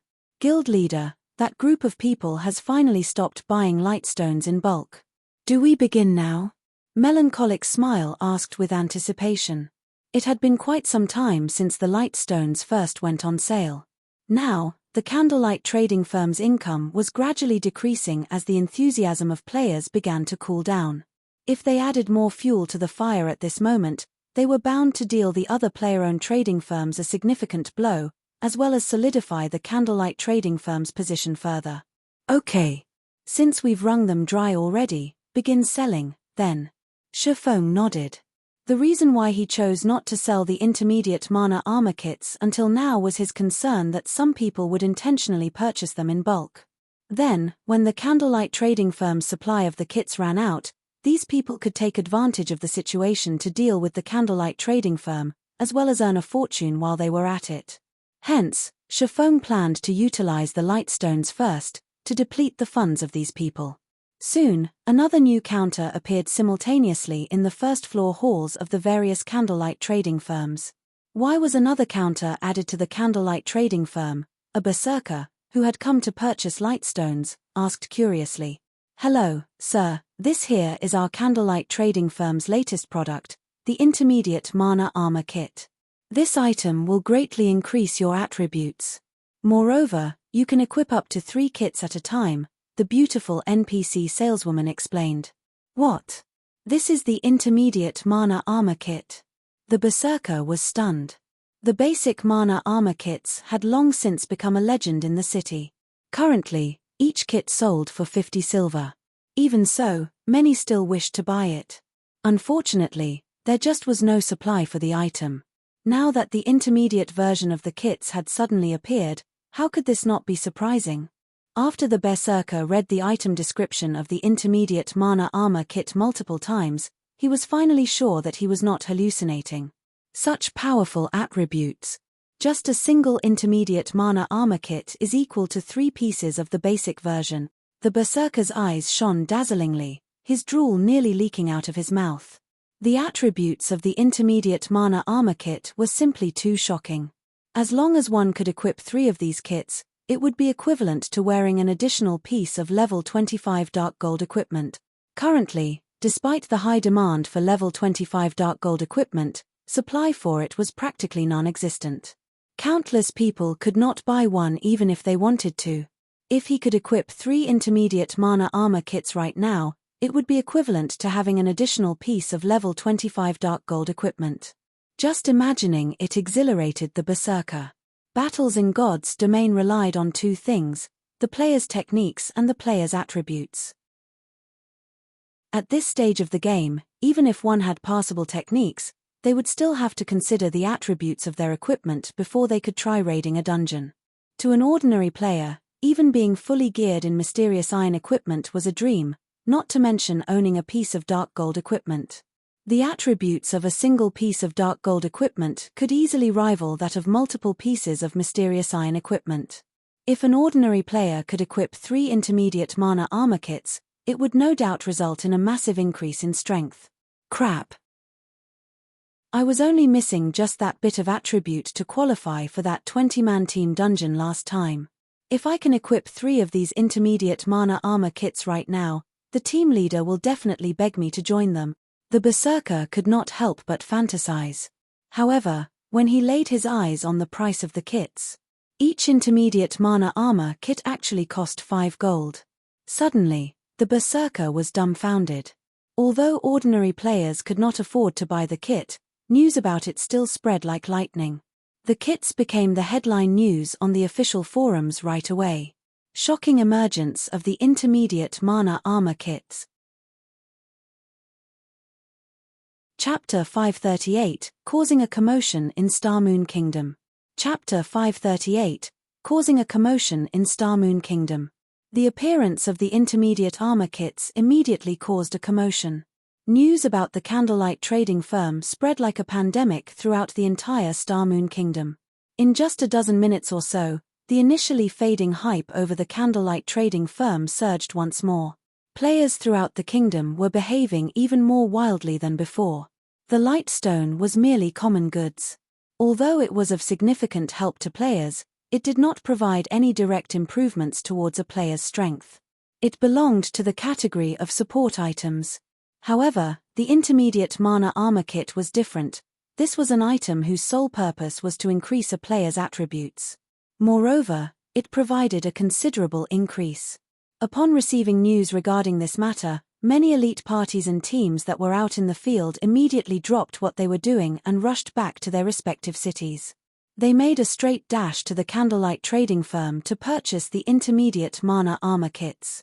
If they were even a little too slow, other players would no doubt buy out the kits. It would be just like the basic mana armor kit, which had already passed into legend. According to the legend, many players who had managed to purchase the basic mana armor kits when they were initially released had already become experts by now. Some ordinary teams had also become top-tier teams capable of challenging hard mode, and even hell mode, team dungeons. However, hell mode was only limited to 10-man dungeons. To the majority of independent players, 20-man team dungeons were simply too difficult to challenge. The requirement of such dungeons on a player's equipment foundation was just too high. The requisite level in combat techniques was also extremely high. Only a small number of guild elite teams could clear such dungeons. Team leader, I've just received news that the intermediate mana armor kits are selling for a fraudulent price of 5 gold per kit. We can't afford them even if we want to buy them, they are indeed expensive. Even so, we still have to buy them. We must obtain them even if we have to borrow money to do so. I have deeply regretted not getting the basic mana armor kits. You should know our performance inside team dungeons as well. We are always short of just that small amount of damage and defense. Unfortunately, no matter what we do, we aren't able to upgrade our equipment any further. In the end, those teams that had the luck to buy 3 basic mana armor kits managed to brute force their way through the bosses. Right now, a single intermediate mana armor kit could match up to 3 basic mana armor kits. As long as we get our teams empty 3 of these kits, we will be able to defeat the bosses of the team dungeon. At that time, won't it be easy to earn back the money we spent? Many independent teams out in the field maps began taking action, using all means to collect money. To elite teams, collecting 5 gold was still relatively easy. However, it would be very difficult if they wished to obtain 15 gold. Even so, they still endured the hardship as they tried to amass 15 gold. After all, the effects of having an additional piece of level 25 dark gold equipment on an MT was quite significant. Normally, 20-man normal mode team dungeons dropped mysterious iron rank, secret silver equipment only dropped if one possessed heaven-defying luck. Meanwhile, there were only 3 or 4 bosses inside a team dungeon, and each boss dropped just 2 or 3 pieces of equipment. On average, one could get roughly 10 mysterious iron equipment with each dungeon run. After factoring in the money and items obtained from the dungeon monsters, a team earned around 4 gold to 5 gold each time they raided a 20-man normal mode team dungeon. There was also the need to factor in the team's various expenses, loss of EXP, and such, which further reduced the team's profits. Not to mention, the team's 20 members would split this profit. In the end, each member of the team would receive only a meager amount of money. However, the income one could obtain from a hard mode team dungeon was significantly higher. The bosses inside such a dungeon would drop at least 1 secret silver equipment with nearly a 100% certainty. There was even the possibility of bosses dropping 2 or 3 pieces of secret silver equipment at the same time. Even the monsters of the dungeon had a fixed chance of dropping mysterious iron equipment. Another point was that only hard mode team dungeons dropped certain necessary raw materials. After adding up the various types of income, a team would typically earn at least 10 gold from every dungeon run, more than double that of normal mode team dungeons. If a team managed to clear a normal mode team dungeon, they would be able to sate their hunger at most. However, if they succeeded in raiding a hard mode team dungeon, they would be able to dine like kings. Every time inside bars, there was bound to be some amazing teams celebrating their successful raid over a hard mode team dungeon, earning the envy of the surrounding players. Now that everyone received such an opportunity again, the players naturally had to make a desperate effort for it. For a time, players swarmed the candlelight trading firm. However, a majority of the players who came were only here to act as a placeholder for now. That was right, a placeholder. The teams backing these players were currently still in the midst of collecting money. As soon as they gathered enough, they would immediately purchase the intermediate mana armor kits from the trading firm, afraid that the kits would sell out. Although few independent players could afford the intermediate mana armor kits, it was an entirely different story for guilds. Guilds were already willing to invest thousands of gold in a single shop, not to mention spending several hundred gold to equip their core teams with intermediate armor kits. If guilds could fully outfit their core teams with intermediate armor kits, the combat power of these teams would rise to a whole new level. There was no question that it was a worthwhile investment. All the guilds that had received news regarding the intermediate mana armor kits immediately hurried over to the candlelight trading firm. Moreover, these guilds were incredibly ambitious, each and every one of them asking to buy 100 or more kits without hesitation. "What did you say? Why aren't you selling it to me?"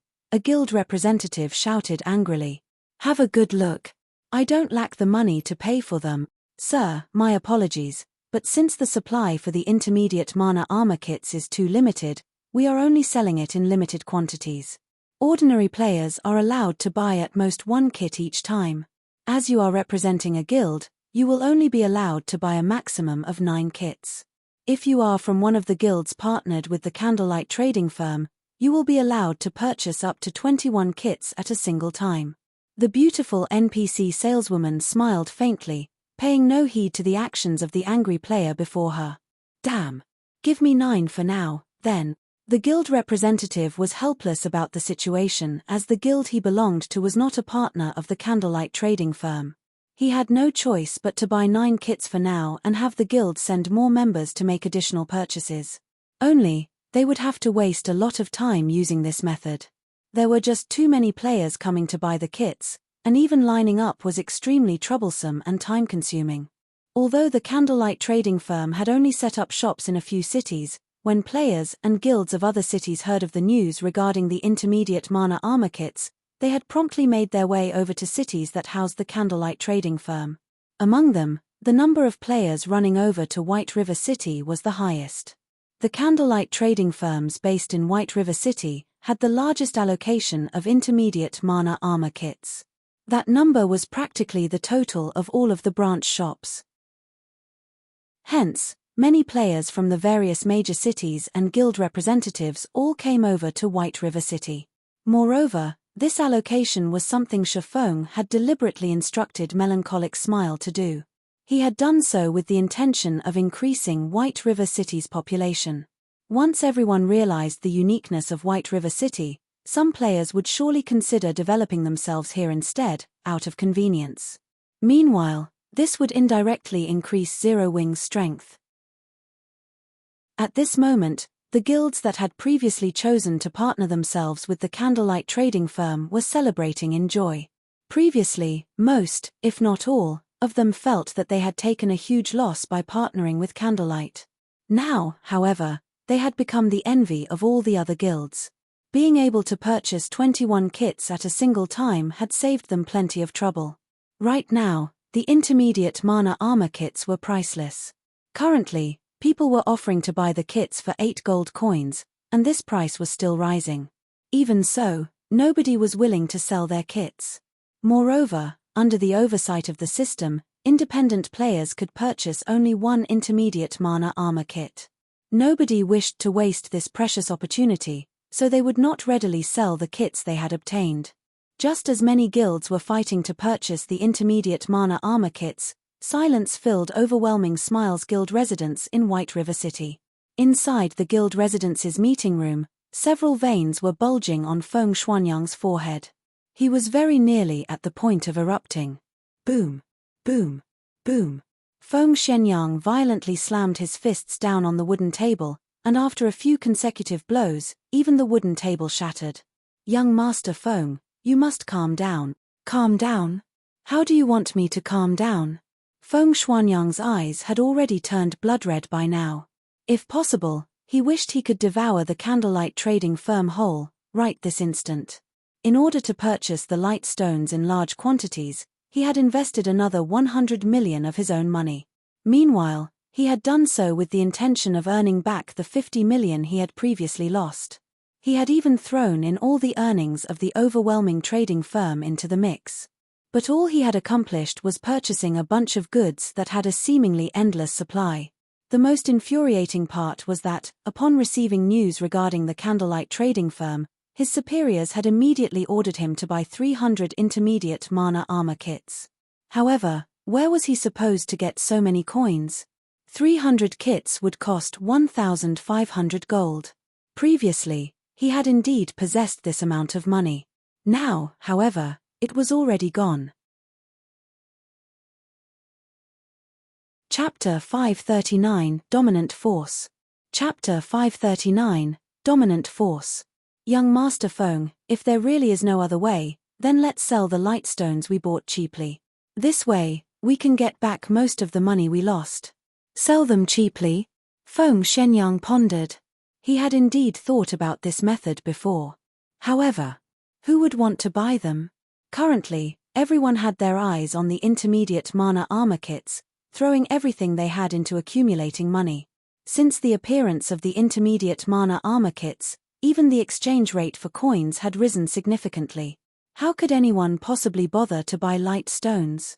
Even if someone were to buy his light stones, just how many could he possibly sell?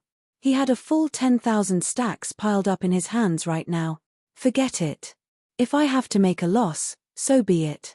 I have to complete the task the higher-ups gave me. Sell the light stones at a 20% discount, then sell as many as you can. Even if we can't sell them all, we can at least make some trouble for the candlelight trading firm, Feng Shenyang sighed. The management of Underworld was extremely strict. If he did not complete his assignment, the consequences would be very severe. He had only managed to reach this position in the organization after many difficulties. Naturally, he could not fall short after coming this far. These 10,000 stacks of light stones had cost him 1,900 gold, more than half of which came from Underworld and the overwhelming trading firm. Although he would lose a significant sum of money by selling the light stones at a 20% discount, at least he could earn back Underworld's and Overwhelming Smile's shares of the money. He would also have the 1,500 gold required to purchase the 300 intermediate mana armor kits. Sometime later, the overwhelming trading firm also began selling light stones. Moreover, due to Underworld's connections, Feng Shenyang managed to quickly get in touch with the various guilds around Starmoon Kingdom. Light stones were still not available in many cities around the kingdom, which left the demands of many players unsated. So, selling the light stones at a 20% discount prompted many players to fight to purchase them. Only, for every stack of light stones sold, Feng Shenyang would feel a painful sting in his heart. Just as the intermediate mana armor kits were selling hotly in White River City, Starmoon City had also gone into a frenzy. Currently, upper managers of the various large guilds based in the capital stood in front of the counter inside the candlelight trading firm, their eyes bloodshot. I am the vice leader of the Wind God Guild. Call out your boss for me. I have a big business proposal that I wish to discuss with him. I am an elder of the Rainbow Guild. Why aren't you calling your upper management to come to greet me yet? Various guilds in Starmoon City were thinking of ways to contact the upper management of the candlelight trading firm. Unfortunately, no matter what words they used, the NPCs hired by the candlelight trading firm completely ignored them, leaving them restless. Initially, the various large guilds in Starmoon City were only somewhat surprised when the candlelight trading firm had set up a shop in the city. They never expected that someone could actually afford to buy a plot of land in the golden area of the city and even set up a shop there. Now, however, they could not help but wish they could purchase the entire candlelight trading firm. Using credits, of course. If they had to buy using coins, even if they added up the funds of every guild in the city, they would not be able to afford to buy the trading firm. Guild leader, I've received information stating that the candlelight trading firm's main branch is in White River City. Although the firm has set up a shop in the capital, its management seems to be based at White River City, a graceful and elegant female elementalist reported to the strong and dignified-looking man beside her. Meanwhile, inside a coffee shop a short distance away from the candlelight trading firm, many male players had promptly shifted their gaze to this tall beauty upon noticing her. In this day and age, with the popularity of nutrition and fitness, one could easily find handsome men and beautiful women. However, it was still extremely difficult if one wished to have a top-tier beauty accompany them inside the game. Not to mention, that beauty appeared to be that man's young secretary. Bro, when do you think we can live like that guy? A level 24 Guardian Knight muttered enviously. What nonsense are you spouting? The level 25 Ranger beside the Guardian Knight scoffed. Do you know who that man is? Isn't he just a little rich? What's there to be proud of? If I had that kind of money, beauties would surely throw themselves at me. I could also look for a group of little secretaries to play God's domain with me, the Guardian Knight replied with disdain. Look at yourself. It's no wonder you've been in this pitiful state all your life. The level 25 Ranger slowly explained, let me tell you, that man is not just some useless Prince Charming. He is someone who has achieved success due to his own efforts. Moreover, he's only 34 years old. I am also certain that you have heard of his name before. What's he called? The Guardian Knight asked curiously. He's the Star Alliance's guild leader, Galaxy Past, the Ranger laughed. He then looked towards the woman standing beside Galaxy Past, adding, That beauty is also no ordinary person. She is Purple Eye. She was ranked 931st in the latest God's Domain ranking list. Although her rank is lower than Red Feather's, her strength is even superior to his. Do you think you can hire such a beautiful expert as your secretary just because you have money? The Guardian Knight fell silent, no longer daring to speak another word. Star Alliance was currently one of the 2 top guilds in Star Moon City. However, as Ouroboros recently had a change in leadership and was facing problems with internal strife, Star Alliance had more or less become Star Moon City's #1 guild. He would simply be seeking his own death if he dared to fool around with Galaxy Past's little secretary inside Star Moon City. He might even end up returning to level 0 in the very next day. Guild leader, do you think they are talking about you? Purple Eye laughed. How could it possibly be me? They are clearly talking about the great beauty at my side, Galaxy Past laughed. Alright, ignore them. We have more important matters to address. Now that the intermediate mana armor kit has appeared, nobody in Star Moon Kingdom can afford to sit still and do nothing. It seems that we'll have to make a trip to White River City. Star Moon Kingdom's eastern region has always been secretly controlled by that mysterious organization named Underworld. We have always minded our own business. If we head over to their territory right now, I'm afraid that it would bring about negative effects, Purple Eye warned. I don't care. If we let Underworld monopolize the intermediate mana armor kits, what will we do about our development, then? A cold glint flashed across Galaxy Past's eyes as he said, in reality, Underworld has long since been an eyesore. Unfortunately, the organization's strength is altogether too massive and extensive. It has spread its influence across multiple kingdoms, and even into the Black Dragon Empire. So, before this, I would only avoid looking for trouble with Underworld if possible. However, if Underworld thinks it can monopolize the intermediate mana armor kits, they can think again. The impact of the intermediate mana armor kits was too massive. Just being able to have every member of their core team receive the attributes of an extra piece of level 25 dark gold equipment was already very frightening. Moreover, these kits would not drop upon death. If they could equip even their guild's elite members with these kits, their guild would practically be invincible. Meanwhile, inside Ouroboros's guild residence. Snow, are you really going to go? Zhao Yueru asked, her brows knitted together. We've just managed to stabilize the situation over here recently. If you head over to White River City, it would be troublesome if someone tries something in Star Moon City while you are away. Yueru, you should know that I don't wish to leave at such a time, either. However, I must make a trip there personally for this matter. Gentle Snow shook her head. I'll leave this place to you for now. I'll try to return as quickly as possible. At the same time, the upper managers of the various large guilds in Star Moon City had also begun bringing along their men to White River City. Chapter 540, Grand Gathering. Chapter 540, Grand Gathering. While Shifeng hunted and harvested members of Overwhelming Smile, White River City had become the focal point of Star Moon Kingdom. Many upper managers from first-rate and second-rate guilds had arrived in White River City. What's going on? Why are so many guilds in White River City? I've never seen many of them before. I heard that they've come to partner with the Candlelight trading firm. There are even guilds from the surrounding kingdoms, including the Black Dragon Empire, who have shown up, let alone Star Moon Kingdom's guilds. Weren't others saying how Empire players were much stronger than Kingdom players? That doesn't seem to be the case to me. In the end, haven't they still come over to our White River City for some advantage? They've only come here because of the Candlelight trading firm. Look at the other kingdoms. Which one of them possesses a shop that sells intermediate mana armor kits? Right now, nobody has any level 25 dark gold equipment for sale at all. Meanwhile, the intermediate mana armor kits are even more powerful than level 25 dark gold equipment, and the Candlelight trading firm can produce it in large quantities. Having it and not can make a huge difference to dungeon raiding progress and PvP fights. Naturally, these guilds realize how important such an item is. The players filling White River City streets and alleyways discussed the large number of guilds gathering in White River City, and a sense of pride bloomed in their hearts.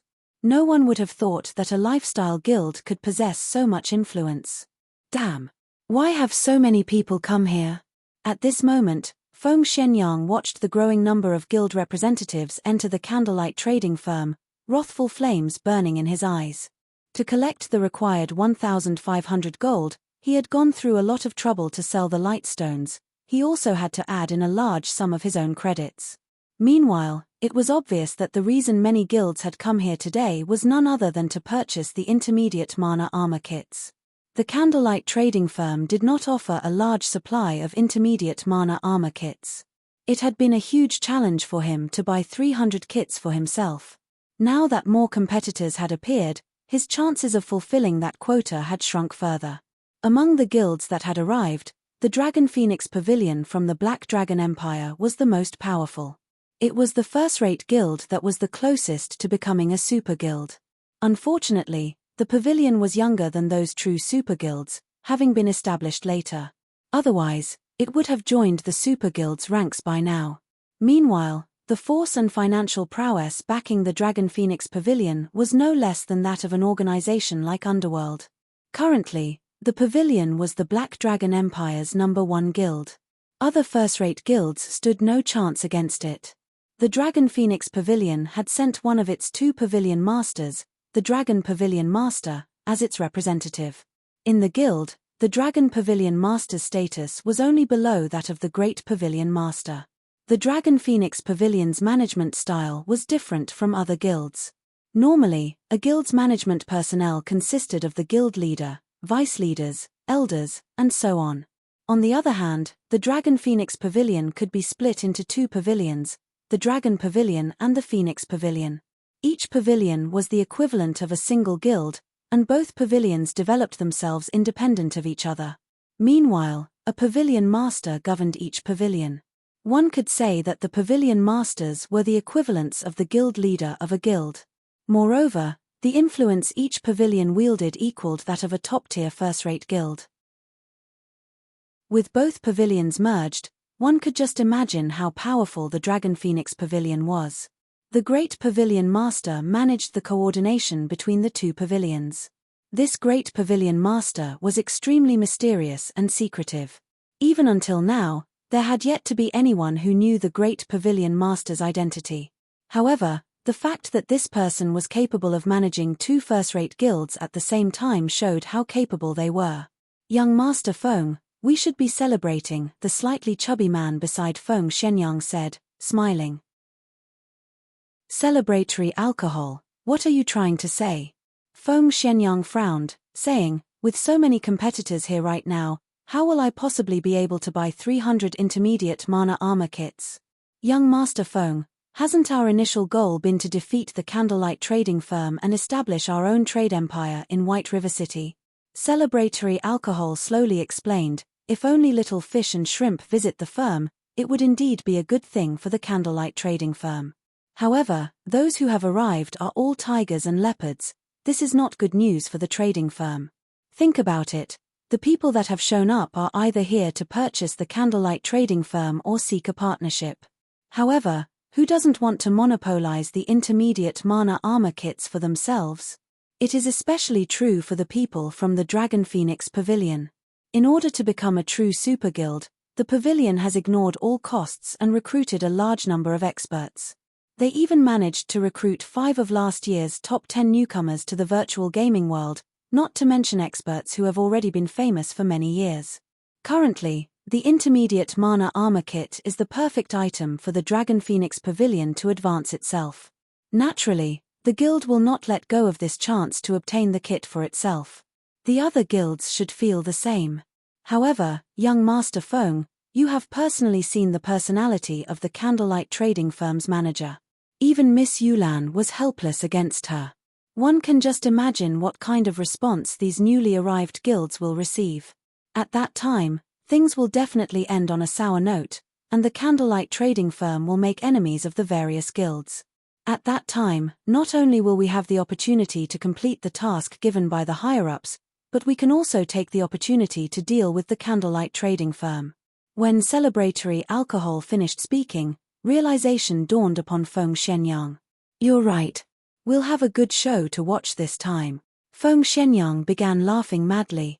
On the surface, although this seemed like a grand gathering, in reality, it was a festival of murder. If the candlelight trading firm offended the guilds that had arrived, these guilds would hold nothing back to suppress the candlelight trading firm. If Underworld added fuel to the fire, who would dare to supply the candlelight trading firm?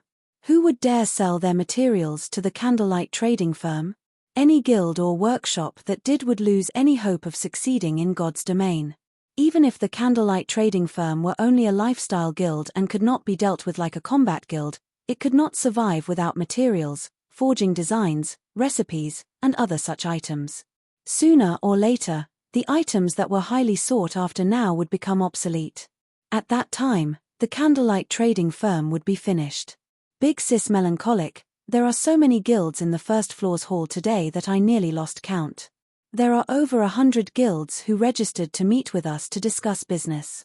Among them, there are over a dozen first-rate guilds. It also seems that they have come with bad intentions. What should we do? One of Melancholic Smile's female assistants asked nervously. No ordinary player would ever have dreamed such a scene. Starmoon Kingdom only had several first-rate guilds. Now, not only had every one of these first-rate guilds arrived, but there were even first-rate and second-rate guilds from other kingdoms and empires as well. I understand. Have the NPCs welcome them for now. I'll try to think of a solution in the meantime. Melancholic Smile also struggled with the situation. She had never expected that the intermediate mana armor kits would have such a huge influence. They had attracted a pack of hungry wolves and beasts to their doorstep. If she had known something like this would happen, she never would have suggested that Shifeng sell the intermediate mana armor kits. Even if they wanted to sell them, they should have only done so after the candlelight trading firm had secured its position in Starmoon Kingdom. Now, however, they were surrounded by enemies on all sides. Although Melancholic Smile really wished to solve this problem by herself, she could not come up with any ideas. This situation was different than the previous one she had handled with the guilds. If she approached this forcefully, she would offend the major powers of several kingdoms and an empire. To put it simply, she would be seeking her own death. Helpless, Melancholic Smile had no choice but to contact Shifeng. She was truly out of options, and she could only hope that Shifeng had something up his sleeve. Chapter 541, Terrifying Great Demon King. Chapter 541, Terrifying Great Demon King. The Barren Ridge was a wasteland located in the Maple City region. The land was parched and cracked, not even a blade of grass could grow here. Yellow sand choked the wind as it was lifted into the air all year long. Yet, at this moment, many players could be seen grinding and leveling in this desolate area. The Barren Ridge was a level 25 to level 32 leveling map. Although it was a wasteland, various kinds of stone beasts lived there. Stone beasts were elemental creatures made of excellent stone materials. There was a 20% chance to obtain advanced stones when killing these monsters, and they even had a small chance of dropping rare ores. Nowadays, the forging industry was very popular, and many lifestyle players who disliked combat would learn forging. Hence, all sorts of forging materials were in high demand right now. Even if the Barren Ridge did not contain treasure chests or advanced quests, many players still preferred to grind for stones and ores here while leveling up. The various large guilds had monopolized the high-resource maps surrounding every city, leaving no room or access to ordinary players. If an ordinary player were discovered trespassing into a guild-run zone, the guild members would either chase them away or kill them on the spot. Knowing this, ordinary players naturally avoided these high-resource maps. Instead, they could only explore ordinary maps such as the Barren Ridge. However, after Shifeng's last visit to the Dragon Ridge, Overwhelming Smiles members avoided the zone at all costs. Instead, they had come to the Barren Ridge to grind and level up. This resulted in ordinary players flooding the Dragon Ridge, and Maple City's ordinary players came to admire the name Black Flame. One man was capable of forcing an entire guild to concede. Black Flame's strength was inconceivable. Laughing Heaven, Overwhelming Smiles guild leader, wanted nothing more than to hack Shifeng into thousands of tiny pieces. Unfortunately, even Laughing Heaven's hands were tied. Based on War Wolf's report, Shifeng's base attributes were simply too high. He was far beyond experts like them. If they wanted a fighting chance against him, they needed to upgrade their equipment and base attributes first. Before that happened, however, they could only try their best to keep hidden. Of course, there were other methods they could use, such as hunting Shifeng in large teams. However, a team of several hundred players would not be enough. A single large-scale destruction spell would be more than enough to annihilate most of the team. At the very least, they needed to mobilize armies of over 1,000 players. Unfortunately, Shifeng's whereabouts were unknown. It was practically impossible to trap him with thousands of players. So, they had no choice but to endure until they possessed a strategic-level expert capable of rivaling Black Flame. Damn, just how long do we have to grind here? A level 24 summoner from Overwhelming Smile grumbled. Since when have Overwhelming Smile members ever suffered such a loss before? We are actually forced to this godforsaken place.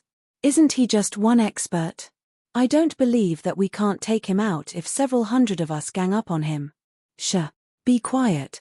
What if your big mouth really summons that person? The level 25 elementalist serving as the team's leader warned the summoner softly, frowning as he carefully observed his surroundings. You were lucky that you weren't out that night.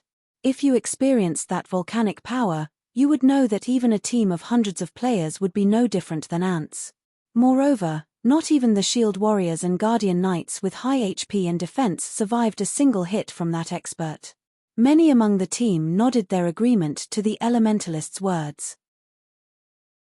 Although it was currently daytime, they could still recall the madness of that night as if it had happened yesterday. Team leader, aren't you over-exaggerating? Although our current equipment isn't top tier, even someone fully geared with level 25 dark gold equipment should not be able to kill our team's guardian knights and shield warriors in one hit, right? The summoner replied, refusing to believe his team leader's claim. Moments after this summoner finished speaking, a black figure suddenly descended from the sky. Don't believe it. Why don't you experience it yourself, then? The person who had flown down from the sky was none other than Shifeng himself. The barren ridge was ridiculously large, and Overwhelming Smile's members had scattered across the map. For efficiency's sake, Shifeng had no choice but to activate Wind Rider to hunt these people.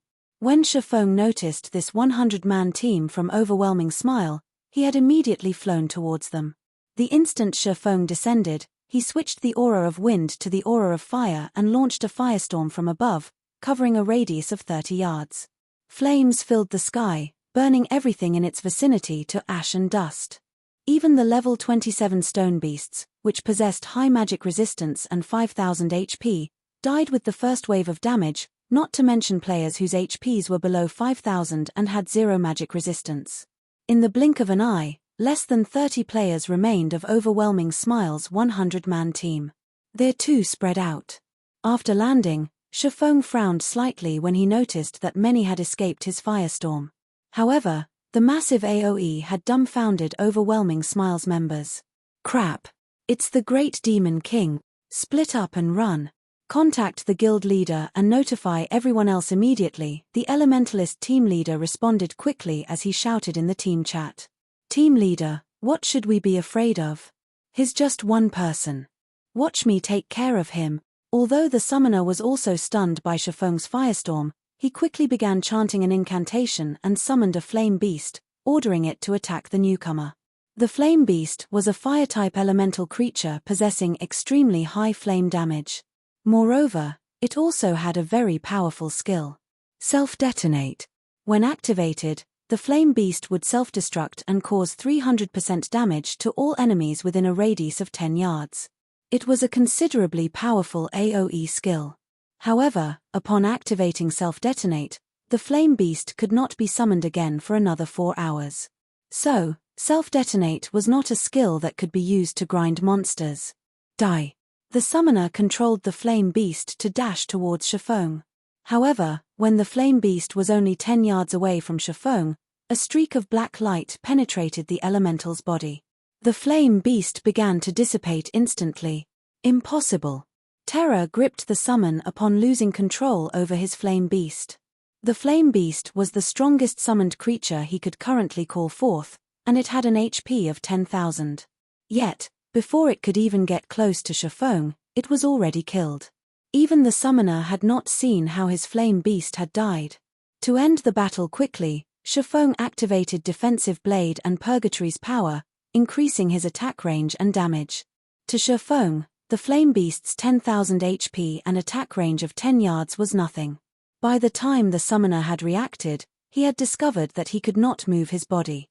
Someone stood right in front of him, and although this person hid his appearance behind a black cloak, his imposing aura and horrifically cold killing intent shattered any thoughts of resistance the summoner had. The summoner was truly and thoroughly terrified. Is this even a human? He finally understood why his team leader had sounded so unsettled. Just mentioning the name Black Flame was a huge taboo. In the blink of an eye, Shifeng's figure disappeared. Am I hallucinating? Before the summoner could say anything, his vision began to grey. Suddenly, his body fell to the ground. When did he even attack me? In a short moment, overwhelming Smile's 100-man team had been annihilated. I've wasted too much time. They should have already contacted their guildmates by now. It will probably be more difficult to find other members now. Shifeng sighed as he looked at the loot scattered across the ground. He still had a long way to go to collect 5,000 life force points. Just as Shifeng finished gathering the drops and was about to search for the next batch of life force points, he received a call from Melancholic Smile. Chapter 542, Manager. Chapter 542, Manager. White River City, inside the Candlelight Trading Firm's first-floor reception hall. Currently, the upper managers from various guilds occupied the large reception hall. Among the guilds present, the weakest were second-rate guilds, while the strongest guild was close to becoming a super guild. Some of these guilds were allies, while others were enemies. Hence, the reception hall's atmosphere was extraordinarily intense. Even the NPC beauty receiving these people felt uncomfortable. I didn't think Guild Leader Snow would show up as well. It is indeed a rare sight, Galaxy Past said, laughing as he glanced at Gentle Snow sitting a short distance away. I heard that you have a mountain of work to do back at Ouroboros and that Cao Chenghua is trying to split up the guild. Cao Chenghua has many of his supporters stationed in Star Moon City. Guild Leader Snow, is it really a good idea for you to be here right now? There is no reason for Guild Leader Galaxy to worry. Ouroboros is getting by quite well right now. Otherwise, why would I come here? Gentle Snow did not reveal a trace of weakness as she replied. On the contrary, aren't you, Guild Leader Galaxy, having a bad time right now? I've heard that Star Alliance's branch in the Lion Kingdom has suffered a major loss, losing over 10,000 people in a single guild war. In the end, you even allowed others to profit. First-rate guilds would usually develop themselves in several major regions.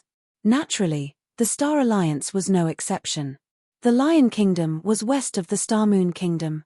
Though the kingdom only occupied half as much area as the Star Moon Kingdom, the kingdom's player population was still significant. 2 first-rate guilds and multiple second-rate guilds constantly fought over the Lion Kingdom. The Star Alliance was one of the 2 first-rate guilds. However, in order to fight over a treasure, many of the guilds in the Lion Kingdom had gone all out. In the end, the Star Alliance had suffered heavy losses. To make matters worse, the other first-rate guild had snatched the treasure. Despite Gentle Snow striking a sore spot, Galaxy Past did not grow angry. Instead, he laughed and said, as expected of Guild Leader Snow, you really are well informed. You truly do possess some of your brother's aura from when he controlled Ouroboros. Unfortunately, the Ouroboros of today is not the Ouroboros of the past. Purple Eye, the beautiful female elementalist sitting beside Galaxy Past, on the other hand, radiated an intense killing intent as she glared at Gentle Snow. You want to make a move? Gentle Snow laughed. Suddenly, a frightening aura surged forth. Smiling at Purple Eye, she said, I heard that the Star Alliance possesses 5 great experts, and they are Galaxy Past, Red Feather, Flourishing Willow, Flying Jade, and Purple Eye.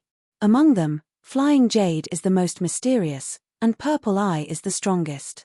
I really want to know if this rumor is true. Let's put it to the test, then, Purple Eye provoked, showing no intention of backing off. For a time, it felt as if the temperature in the reception hall had fallen by a few degrees. Ouroboros and the Star Alliance were known enemies. Both guilds had competed against each other for over a dozen years, and at this point, their rivalry would not stop until one of them was wiped out of existence. Hence, the standoff between the two guilds did not seem out of place to anyone watching. The many guild representatives promptly moved to the side, hoping to watch the fight between the two beauties. Meanwhile, sitting at the forefront of the reception hall, a robust man resembling Zhong Fei suddenly turned to the handsome and dashing youth seated beside him, respectfully saying, "Pavilion Master, this subordinate will go and remind them of where they are lest they ruin Pavilion Master's good mood." Saying so, this robust man strode towards Gentle Snow and Purple Eye. Suddenly, however, a single hand halted his advance. "Forget it. Doing nothing but waiting here is quite boring. Watching them fight will be a nice change of pace," the dashing youth said, smiling faintly. "Understood." The robust man returned to his seat. Everyone present had seen the handsome youth's actions. And though that high and mighty attitude of his displeased the other guild representatives, nobody felt that the youth's attitude was inappropriate. This handsome youth was one of the two pavilion masters of the Dragon Phoenix Pavilion. The pavilion had possessed the strength of a super guild for a long time now. It lacked a stage to display its might. Meanwhile, in the eyes of super guilds, first-rate guilds were nothing but children. It was only natural that the handsome youth thought little of the others. Just as Gentle Snow and Purple Eye were about to face off, a loud shout suddenly echoed through the hall. "Everyone, stay your hands." A clear, crisp voice swept through the crowd. When everyone turned to look at the owner of this voice, they discovered another great beauty. Unlike Gentle Snow and Purple Eye, this beauty did not possess a frightening aura. However, although she seemed somewhat ordinary, every guild representative took her seriously. This beauty was the Candlelight Trading Firm's manager, Melancholic Smile. "This is the Candlelight Trading Firm, not the arena. All forms of fighting are prohibited here. If someone wishes to challenge the rules of the Candlelight Trading Firm, then I will have no choice but to send you on your way," Melancholic Smile scolded. Nobody doubted Melancholic Smile's power. Inside a private shop, the manager was invincible. The manager of the shop could teleport someone out with a single thought and bar that person from entering the building ever again. Sure enough, she is indeed formidable. It is no wonder why she can ignore even Underworld. Galaxy Past could not help but focus on Melancholic Smile. The upper managers of the other guilds were similarly surprised. They had not expected Melancholic Smile to be so fearless. Every player here was an overlord in their own right. Their status and identities were extraordinary. It was especially true for the first-rate guilds present. Yet, Melancholic Smile had not left any room for argument.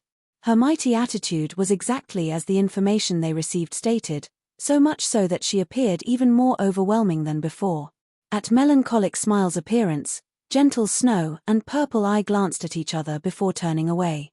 Everyone had come here today to do business. Nothing good would come from provoking the Candlelight Trading Firm. Peace returned to the reception hall, and everyone began to observe Melancholic Smile. Although she did not emit any sort of aura, there were not many people who had the courage to reproach two first-rate guilds. After all, the Candlelight Trading Firm was but a single lifestyle guild. Without any combat power of its own, it would have no choice but to purchase its materials from combat guilds. One could say that the trading firm's survival relied on combat guilds. Moreover, as the game progressed, the trading firm would require more precious materials. At that time, the firm's reliance on combat guilds would grow stronger. Hence, it was not a good idea for the firm to offend powerful combat guilds. At this moment, the Dragon Pavilion Master seated at the forefront of the hall opened his mouth and said, "Miss Melancholic, since you have arrived, shouldn't it be about time to begin our discussion?" Everyone nodded their agreement to the Dragon Pavilion Master's words. They had waited for quite some time now, and they had only waited for so long out of respect for the candlelight trading firm's prestige. Now that its manager had arrived, it was only natural that they began discussing business. Certainly. However, a manager like myself does not have the power to make the decisions you are all looking for. Melancholic Smile shook her head. What are you trying to say? Various representatives asked, curious. Are you saying that you're not going to do business with us? What a joke. They had come from so far and had spent a significant sum on teleportation fees. Now that they were told that there was nothing to discuss. Was the candlelight trading firm just toying with them? Suddenly, the temperature in the reception hall dropped sharply. Not a single person present was someone that should be easily offended. Not only were they powerful experts, but the influence they commanded was also frightening. Standing by the side, Melancholic Smile's assistant felt her legs grow weak, her complexion paling. To an ordinary player like herself, this pressure was immense. Fortunately for the female assistant, everyone focused not on her, but on Melancholic Smile instead. However, even Melancholic Smile did not feel too well right now. This was her first time experiencing such an immense pressure, so much so that even her hand trembled slightly. She found it astonishing. This was merely a virtual reality game, yet, she could still feel such intensity. She nearly lost her breath. I am only the manager of the candlelight trading firm. Only my boss can make decisions regarding the business you wish to discuss. If you are really interested in working with us, then you'll be able to meet my boss if you wait for a little while longer. After Melancholic Smile finished speaking, she turned and left the reception hall. For a time, silence overtook the reception hall. Although they had long since guessed that Melancholic Smile was not the candlelight trading firm's proprietor, hearing her statement had surprised them. Since Melancholic Smile had been able to establish such a powerful trading firm, the force backing her would naturally be extraordinary. Moreover, nobody present had yet to uncover the tiniest bit of information about this hidden backer. One could just imagine this mysterious backer's power. Chapter 543, The Boss Behind the Scenes. Chapter 543, The Boss Behind the Scenes. Just as everyone inside the reception hall pondered the identity of the candlelight trading firm's true boss, Shifeng finally arrived in White River City. Overwhelming Smile's reaction this time was really fast. I just ambushed one group, and it immediately became difficult to find any players. Shifeng had originally intended to collect more life force points after Melancholic Smile had contacted him. However, he never expected Overwhelming Smile to have such decisive precautions. In the end, he had to give up on his endeavor. It was indeed possible for a single top-tier expert to delay the development of an entire guild. However, it was not possible for a person to single-handedly annihilate a large guild, particularly a cautious guild. Otherwise, many guilds would have long since fallen into ruin. After returning to White River City, Shifeng noticed that both the number and quality of players had increased significantly. I wonder what has happened to Zero Wing's recruitment. Shifeng then called up the guild system. Shifeng had busied himself with the candlelight trading firm. He had paid no attention to Zero Wing. He had left the guild's management to Aqua Rose and Blackie. If the two of them had not encountered any major issues, they normally would not contact him. So, Shifeng was not all that worried that anything had happened to the guild while he had been away. Currently, Zero Wing was White River City's publicly acknowledged #1 guild. It stood at the very forefront in every aspect. Although Zero Wing continued to wage war on Overwhelming Smile, and plenty of battles still occurred between both guilds every day, with the candlelight trading firm's financial support, this kind of expenditure was practically negligible. On the contrary, the ongoing war had stimulated guild members' motivation, allowing them to improve their combat techniques continuously. They had even made a huge profit through killing their enemies, killing 2 birds with 1 stone. Upon opening the guild's system panel, Shifeng suddenly noticed that the guild's population had greatly increased. Previously, the member count had balanced around 40,000. Now, however, there were already more than 50,000 players in Zero Wing. Moreover, this number continued to rise. Throughout this time, Zero Wing had never changed its recruitment standards. On the contrary, the minimum requirements had been raised further in order to increase the quality of the new players. However, instead of seeing a decline in the number of players joining the guild, the opposite had happened. 50,000 people? Shifeng pondered the situation. During the initial stages of God's domain, a guild with 50,000 members could definitely be considered a large guild. Normally, such guilds would split its members and develop themselves in multiple cities. Even for a major city like White River City, having 50,000 members at a time was about the limit. As for why there was a limit, it was because there was a limit to the number of high-resource areas available. Once the player population reached a certain level, the high-resource areas would reach full capacity. Any increase in the player population would result in the decrease in their development speed. Hence, large guilds would usually assign their members to various cities, allowing their members to develop quickly. Zero Wing already had 50,000 members. Moreover, the players Zero Wing recruited all had strong techniques. Even if they had not reached the standards of an elite player, they were not too far.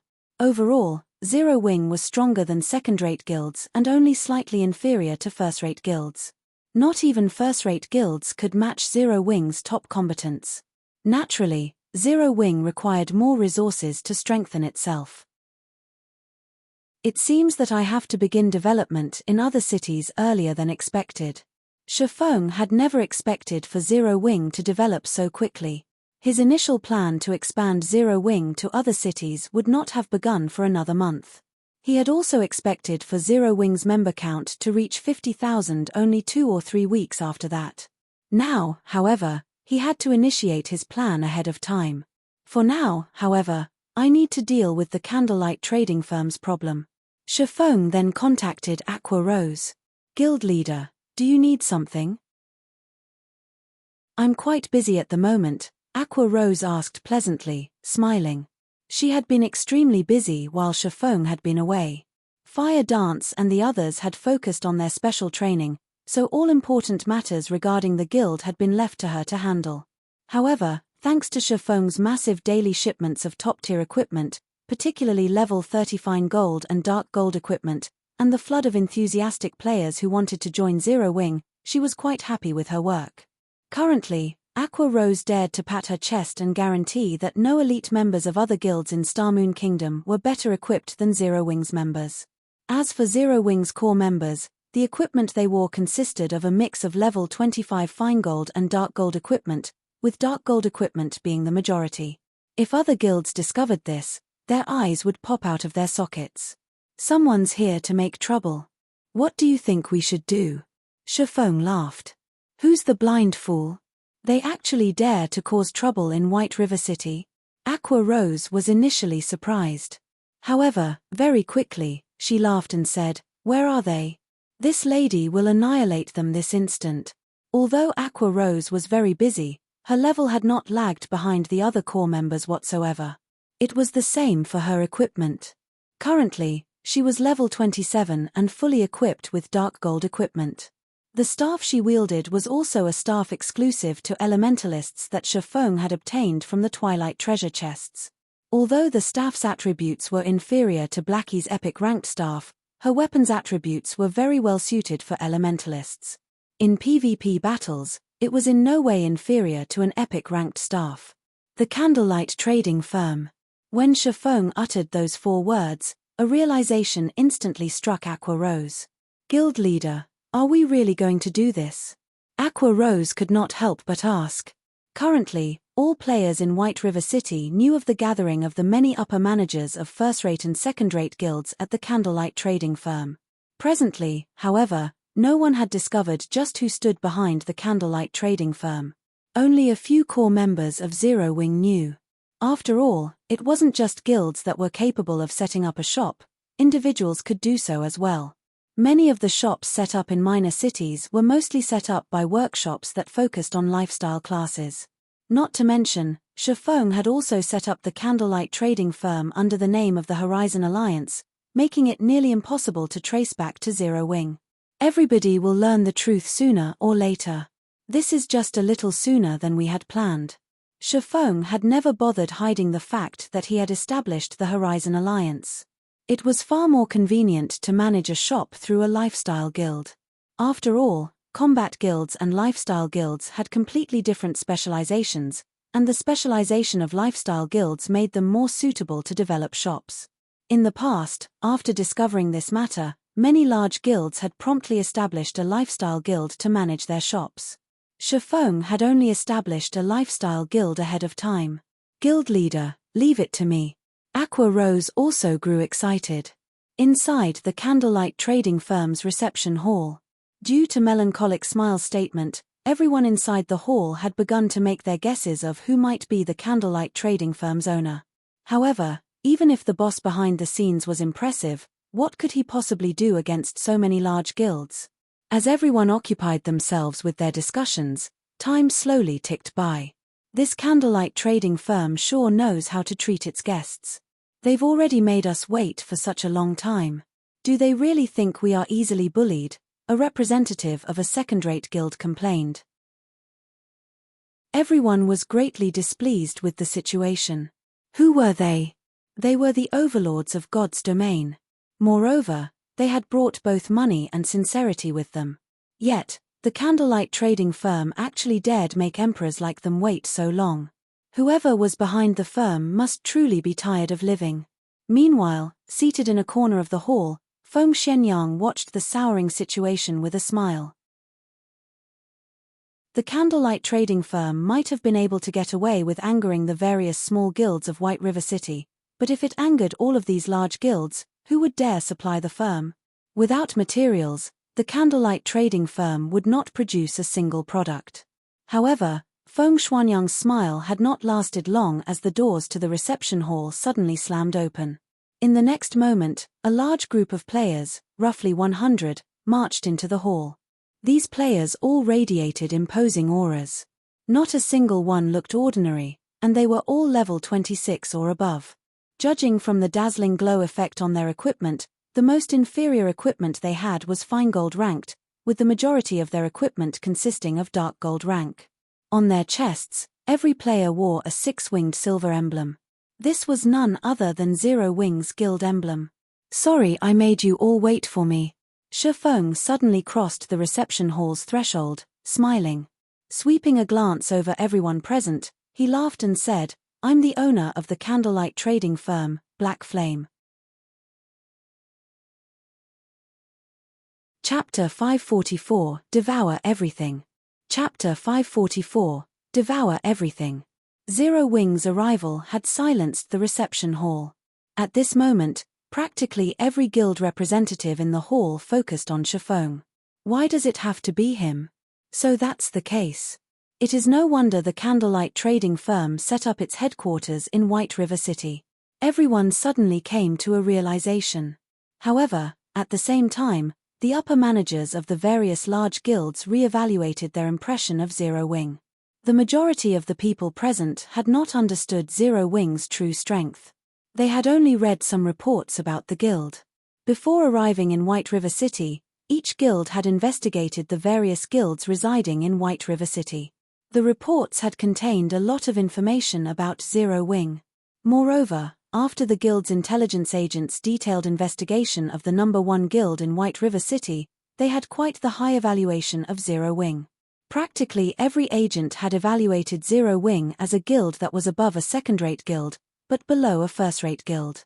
Meanwhile, Zero Wing's guild leader, Black Flame, was even Star Moon Kingdom's number 1 expert.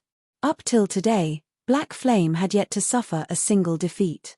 Even Overwhelming Smile, the guild secretly supported by Underworld, could only hold the position of number 2 in White River City.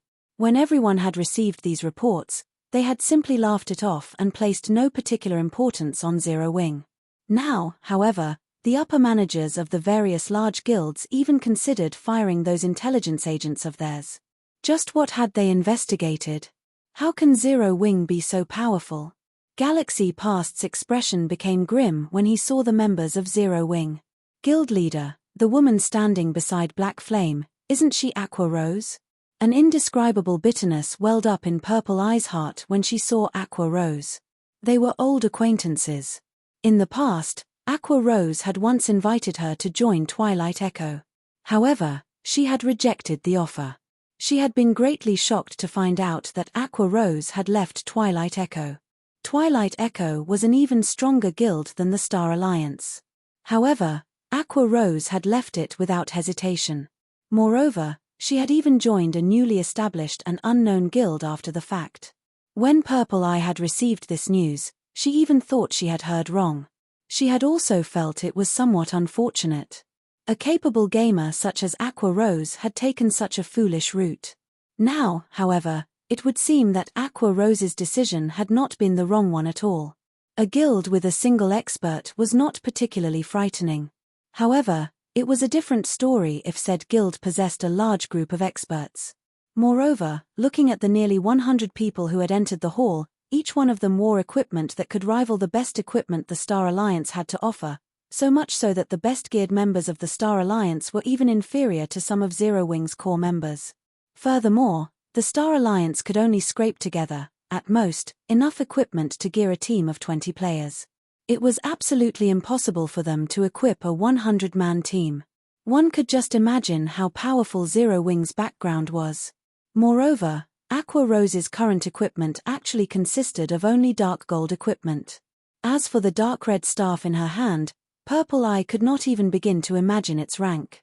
However, judging from the amount of pressure it emitted, it was most likely above dark gold rank.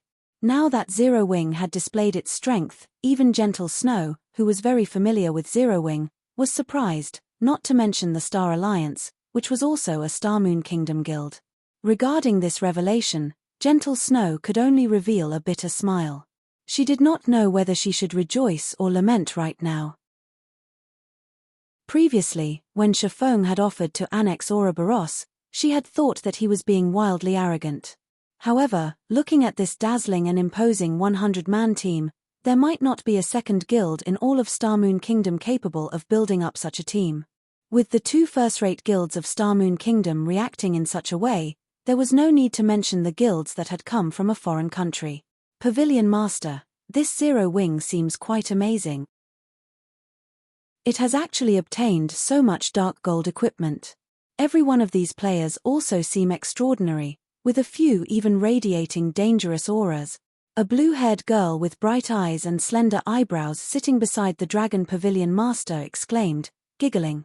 Contrary to her words, her actions made it seem as if she did not take Zero Wing seriously at all.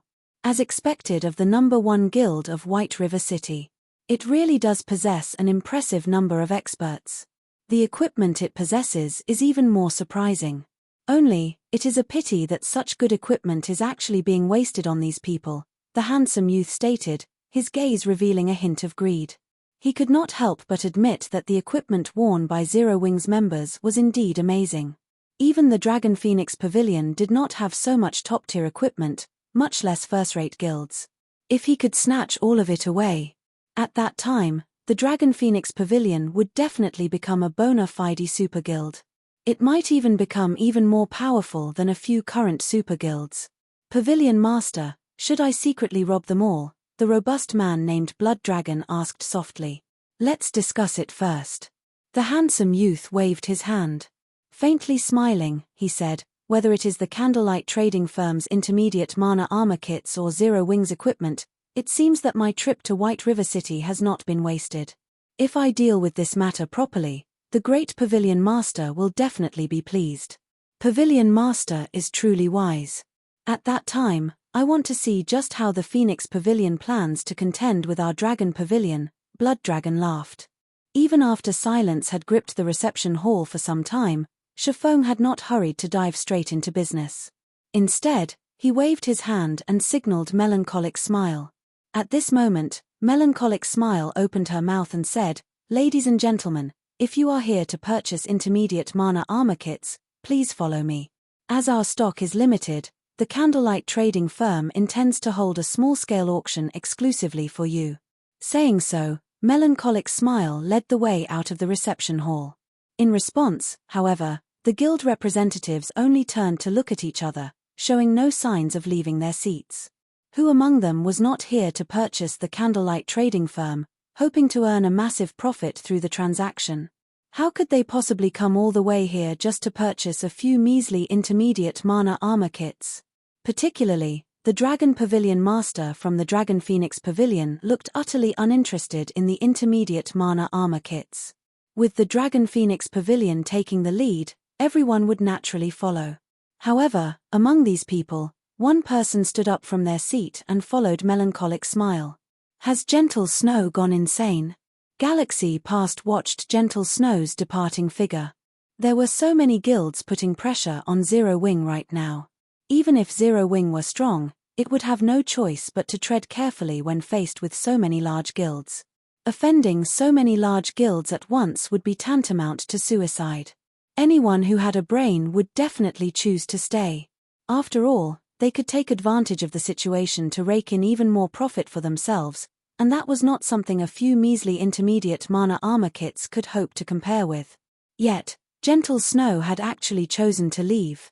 Don't tell me that no one else here is interested in the intermediate mana armor kits. Shi Feng asked as he glanced at the seated guests. At this moment, Feng Shenyang stood. Righteously, he said, Guild Leader Black Flame, many of us here have journeyed from far away. We have already shown the Candlelight Trading Firm sufficient respect. If you turn us away empty-handed, our reputations will suffer.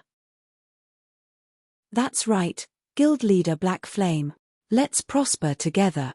Wouldn't it be better if we invest into and develop the Candlelight Trading Firm together? That way, everybody can profit. Many among the crowd began advising Shi Feng as they laughed merrily.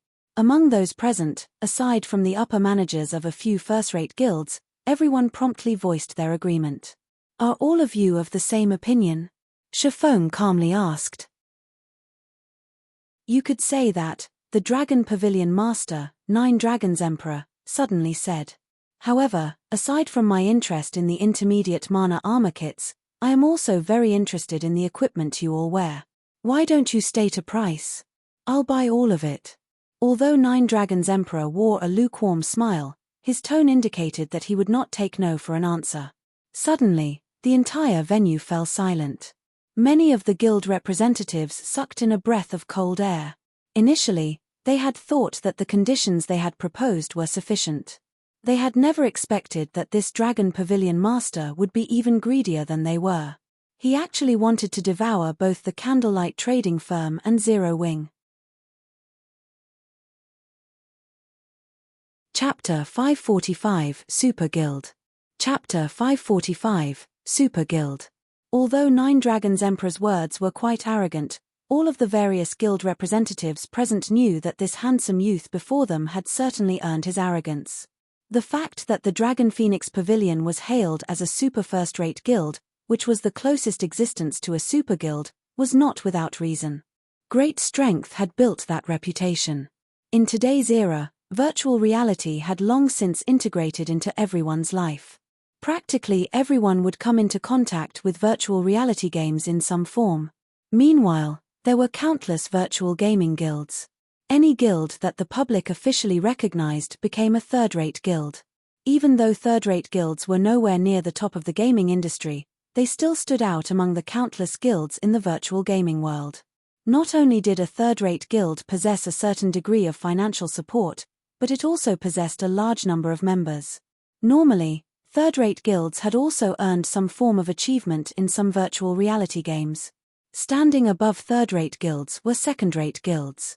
Not only did second-rate guilds possess abundant capital, but they also possessed quite a number of experts. These experts were normally those who held some fame in the virtual gaming world. As for a second-rate guild's member count, there was no need to even mention that. Normally, a second-rate guild would develop itself in multiple cities simultaneously. As for first-rate guilds, they were normally guilds that had been crowned as overlords in at least a dozen large-scale virtual reality games. Such guilds generally had over a decade of history, having overcome countless, painstaking trials. First-rate guilds had perfected expert training programs and a large network of contacts. Most importantly, these guilds had recruited a large number of experts over the years. Practically all up-and-coming experts of the virtual gaming world would be split between these first-rate guilds. With more experts joining the guild every passing year, There would always be a large number of experts present to support, to battle for, and to bring endless glory to the guild. They were existences far above second-rate guilds. As for super guilds, they were the titans of the virtual gaming world. There were even many virtual reality games that these super guilds had produced personally. They also had their own research teams that were set up to study and improve a person's gaming skills. Super guilds had no shortage of ordinary experts. Aside from recruiting some experts who possessed extraordinary talents, they would usually nurture their own army of experts. As for the various major competitions held in the virtual gaming world, these super guilds organized practically all of them. Meanwhile, the majority of the top-tier experts that had emerged from these competitions every year were usually experts that these super guilds had nurtured. Take Purple Eye and Aqua Rose for example. Both had been nurtured by the same super guild. After undergoing the sharpening of various major competitions and emerging victorious, both had become Rookies of the Year. They had then separated from the super guild they had belonged to develop themselves separately. In fact, this wasn't just limited to the two of them. Many well-known experts in the virtual gaming world had originated from super guilds. This was the amazing part about super guilds. With this aspect alone, super guilds were already leaps and bounds above first-rate guilds. Take the financial prowess backing super guilds for example. All super guilds already stood at the peak of the virtual gaming industry. In a society where virtual reality was so well developed, the economic value of the virtual industry constantly rose. Whether it regarded financial prowess or influence, super guilds were not one bit inferior to international corporations. There were some super guilds that were even stronger. Although the Dragon Phoenix Pavilion was not a super guild, in reality, it was not far from becoming one. Only, the pavilion was somewhat young. However, that was only true when compared to actual super guilds. When compared to other first-rate guilds, the pavilion's history was a lot longer than many first-rate guilds in the virtual gaming world. "This should be fun," Galaxy Past said as he looked at Shifeng standing near the door, a meaningful grin appearing on his face. "Guild leader, you still have the heart to make jokes. If the Dragon Phoenix Pavilion really buys out the candlelight trading firm, wouldn't we have come here for nothing?" Purple Eye asked as she frowned at Galaxy Past. She had come from a super guild, so she knew full well just how powerful a super guild's background could be. Although Black Flame was very strong, his strength only mattered in Star Moon Kingdom. If he were in a super guild, he would be considered average. As for the other experts of Zero Wing, a super guild had armies of such individuals. Not to mention, super guilds also possessed plenty of old monsters. Those players were no longer considered human. Only, these old monsters would not normally appear in the public eye, so not many people knew of them. A single flick from a super guild could easily annihilate Zero Wing. If it came down to a fight, Zero Wing wouldn't even be powerful enough to resist. In reality, even an amazing first-rate guild would stand no chance against a super guild, much less Zero Wing. At most, it could only provide a momentary struggle. This was also one of the reasons why there was only a small number of super guilds, despite there being a large number of first-rate guilds in the virtual gaming world. The only reason why super guilds did not go out of their way to compete with first-rate guilds, only contending with opponents of the same level, was because they did not like bullying the weak. It was the same concept as for how an adult would not participate in a fight between children. Doing so would only harm to their reputation. It seems that Gentle Snow's decision was correct. If I had known something like this would happen, I would have gone along to purchase some intermediate mana armor kits, Galaxy Past sighed ruefully. Once the Dragon Phoenix Pavilion purchased the candlelight trading firm, it definitely would not sell the intermediate mana armor kits. Rather, it would use those kits to strengthen itself and challenge those super guilds. If he wanted to buy the intermediate mana armor kits, now was his only chance to do so. Meanwhile, sitting in the corner of the reception hall, Feng Xianyang was thoroughly dumbfounded. The situation left him utterly speechless. The higher-ups of Underworld had instructed him to purchase 300 intermediate mana armor kits. If the Dragon Phoenix Pavilion bought the candlelight trading firm, how was he supposed to buy the kits? Melancholic Smile entered the reception hall on the second floor with Gentle Snow behind her. The location Melancholic Smile had led Gentle Snow to was still inside the reception hall. Only, it was situated on the building's second floor. It could be considered a VIP room of sorts. And while the occupants of the first floor could not see the occupants on the second floor, the reverse did not hold true. Not only could one see everything that went on inside the reception hall on the first floor, but one could also hear the first floor's ongoings clearly. "Why have you brought me here?" Gentle Snow asked, surprised. "Miss Snow, please wait a moment," Melancholic Smile said. "Guild leader knows that you want a large number of intermediate mana armor kits. However, the supply for the kits is truly too scarce. As the demand for it is very high, he plans to hold an auction for the kits. Meanwhile, the auction will be held right here. As soon as he sends away the guild representatives below, the auction will begin. Send them away." Gentle Snow could not help but glance at the Nine Dragons Emperor. She had seen the Nine Dragons Emperor many times before, so she knew this man's temper. He was the very definition of the word hypocrite. If both sides were on equal footing, then there wouldn't be a problem with discussing business. However, if the other side's strength were inferior to his, only a painful slaughter awaited them. Nine Dragons Emperor was also willing to do whatever it took to achieve his goals, and that included unscrupulous means. Hence, very few people were willing to deal with him. However, it was also this personality that had allowed him to reach the position of Pavilion Master.